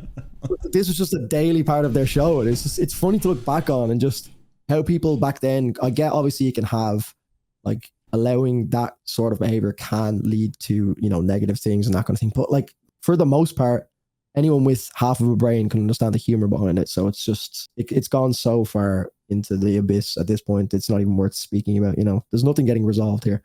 It's so true. How do we end this segment? We can't end the podcast on this, dude. Run. I'm out of questions too. I'm just like, oh, we're going to end the conversation on this. Look, let me ask you a question for the last one, just because it's just on my screen, and we'll segue out of this. Yeah, actually, ask me whatever you want, man. What are your favorite I had something earlier I wanted to ask, but I'm just gonna go. What are your favorite 3 bands at the moment? That's what I want to know. Oh, Thrice will always be my favorite band. Number Okay, one let's say right now. bands. Yeah, like, well, I guess you're always gonna have Thrice. Let's not include Thrice. Yeah, because I know you've made it clear that you're a big fan of those guys. So they're automatically number 1. Yeah. So let's ignore those top 3. Okay, so do you mean like the bands that I'm listening to right now that I'm really enjoying? I'll do that because I feel I've always mentioned like I like Between the Buried Me, Architects, Protest Hero. So I'll just say what I'm really liking right now is Sleep Token is number 1. Their new singles are fucking just amazing, and it's funny because like people already forgot that the last Sleep Token album was actually one of my most disappointing records of the year. So it's funny how that band has totally shifted for me. And there's a band called Enterprise Earth. They have a song that I'm absolutely loving right now called The World Without Us. It might be a little bit too heavy for you. They have The Chosen. Is that their album? Yeah. Am I thinking of something else? That's actually the next album I'm checking out from the core side of the poll on Patreon. So there's been a lot of people that have been very high on that. I loved it. I loved it. It is pretty heavy. So it's not... It's a good deathcore record for you because it does have metalcore elements and other ideas. Yep. So it might help you get it more into deathcore, but it is heavy. And I feel like the newest song that they just put out will probably be, they have a new vocalist now. I think that would be more up to your speed a little bit. Like I think not so much the heaviness, it's more the tempo that can throw me with the deathcore, to be honest. It's sometimes the tempo, like blast beats and that kind of thing, can throw me slightly. So if the band is like heavy and blast beats, 90% of the time I probably won't fuck with it too much. Like Lorna Shore? We'll see. Yeah, I don't really like Lorna Shore, I'm not gonna lie. I've only heard their what songs have I heard by them? I say I don't like them. The singles I've heard from them I don't like. But I've heard that a lot of their singles follow suit. Oh yeah, that's the biggest criticism. And the fans that so many fans are like, how can you say that? No, this is a masterpiece. And like, which is fine. Music is subjective, but like, how can you not hear the similarities? Holy crap. And every song kind of does the same ideas. So they need to change it up for the next record. I mentioned that. I'm like, if the next record just sounds more like this, it's going to be like a 6 out of 10 for me or something like. I think the other band's just Periphery. The new singles from Periphery are fucking sick. I love. Like them, yeah. You don't like them? I do. I've been a big fan of Periphery for a long time. I just haven't found myself going back to them that often, strangely enough, because again, coming from that kind of like prog style background, or not background, but I guess I got into prog music, and Periphery, one of the bands that I started listening to where I did like Reptile and everything, and I was so fascinated by those longer form tracks, you know, that really like almost paint an entire storyline. You get really like lost in it. I love that, but now I'm just, because it's like my brain is almost like rewired into that like metalcore, deathcore sound now. It's like trying to like revert back to that prog sound is kind of like, I'm almost getting stuck in different genres, I guess. It can be kind of hard to flip the switch when all you're listening to is like shorter form metalcore, you know, big build-ups, breakdowns, you know, melodic choruses, and then to go to Periphery, which are, you know, they've got a lot of enjoyable elements. I just haven't found myself going back to the singles. I would prefer I prefer Wildfire over Zagreus, I think it is the other one. Same, I do. I like Wildfire. I really like the intro, but I think after that, it just kind of, I haven't gone back to it as much as I probably should have, but dude, I guess there's been no real feeler for me to go back to it. There's a lot of people like that feel the same thing about Periphery, but there's one artist that feel like he's up and coming. He's coming out with a new record, but have you ever heard of Jacob Zajtecki? I think it's a Polish name, so it should be pronounced Jakub I can't do it, dude. I can't do it. But this guy is so fucking good. Like he's a solo artist. He's a solo artist, but it's like ambient. He's got soft vocals, but his guitar work is very clean and it's very nice. It's not heavy music in the slightest. Sure. But I think you might vibe out to it. It's shorter form songs, so they're usually 4 minutes long. But yeah, I think Jacob Zajtecki might be up your alley, and he's only had 3 singles. His newest song just came out like 2 days ago, but it's they're all bangers, man. I'm gonna follow him on Spotify just so I don't forget about it. But yeah, I've got him there, man. I've never heard of him though, but I'll give it a listen. 100%. Yeah, I think you like it. Especially if you're talking about Catanoia. Is that how you say it? Yeah, Catatonia. Oh yeah, dude, I'm so bad at pronouncing names. Swedish bands, the Swedish bands, man. They just know how to do it over in Sweden. It's so true. Sweden, Australia is the other one too. Yeah, Australia are big as well, man. Yeah, they really know how to do it. Who else? There's another. Where else is like really known for their music recently? I know it's Sweden and Australia always stand out. Like Sweden has like a thal, heavier, darker, and dark. They love darker music there. Australia is really, like that kind of bouncier feel to it, more sound. So isn't that weird how like the different continents have like different styles? It's kind of like reflects the culture, I guess, and the vibe. Like, I mean, I've never been to Sweden, but I know it's I just feel like it has that more European kind of darker feel to it, I guess. So it's miserable? You said it. Australia, I've never been to Australia either, but all I ever see of it is like I have that picture of like the sun and the sea, colorful and bouncy. Reflecting it, it's pretty cool to actually look at it that way. And when you start to kind of hear that, and then like Architects in the UK, I know not every UK band is the exact same as Architects, but it's like that kind of really like grey sound to us. I know that a lot of them. Yeah, even old Bring Me the Horizon was a bit. Yeah, and like I know the modern sound for Architects and Bring Me the Horizon is definitely far from grey. Yeah, but it's that sound that they blew up with or grew through the industry with is quite reminiscent of that feel you get in the UK. It's funny how you're talking about music and colors. There's a certain word for it. I think Kanye West actually he made a song about it or something, associating music with color. Yeah. I've definitely heard of that before. I couldn't think of the name of the word you're looking for, but yeah, no, I've heard someone refer to it. It may have been you. I don't know. Maybe it was one of your videos. You brought it up, probably. No, I don't know. Oh, dude. What time are we on, man? That was a good one. That was a long one. That was a long one. I gotta take another piss. I'm the exact same. But dude, I had a great time talking with you. Yeah, this is easily the longest podcast. We're probably clocking in at almost 3 hours. So jeez. Look, I know. No one's coming for that throne. You're just gonna have a cutoff point, right? We can't do any more than 2 hours, guys. Let's cut it here. If you made it this far, comment down if you're watching the YouTube video that you made it to the end. I'd love to know for people that actually stuck around. But Drew, love having you on, man. If you have any questions or anything or need any contacts, you continue to bug me. But I'm happy for your growth and what you're doing too. I'm glad to actually finally talk to you. And one day for sure. I'm going to come to Ireland. We are going to have some drinks. We are going to party. Oh, we are indeed, my friends. I'll hold you to that as well. I'd love to. I seriously would love to. Out of like, it's funny because like I don't even say this to like my American friends that I'm meeting here, but Ireland, man, just looks like a fucking blast. Yeah, man, it's fun. Look, I probably don't see it from that perspective, but there's a lot of things to see. Like from a sightseeing perspective, there's a lot of cool parts like Temple Bar in the city centre where you can go for a nice drink and really get involved in the culture. Yeah. Culture. I mean, the alcohol. Guinness. Yeah. Yeah, Guinness now, man. So yeah, look, absolutely. Look, if you ever need a tour guide, let me know and I'll be here for you, my friend. And vice versa as well. I've got friends that are over in Canada at the moment. Now they're on the other side, they're on Vancouver, but I might be paying a visit over that side of the world at some point over the summer.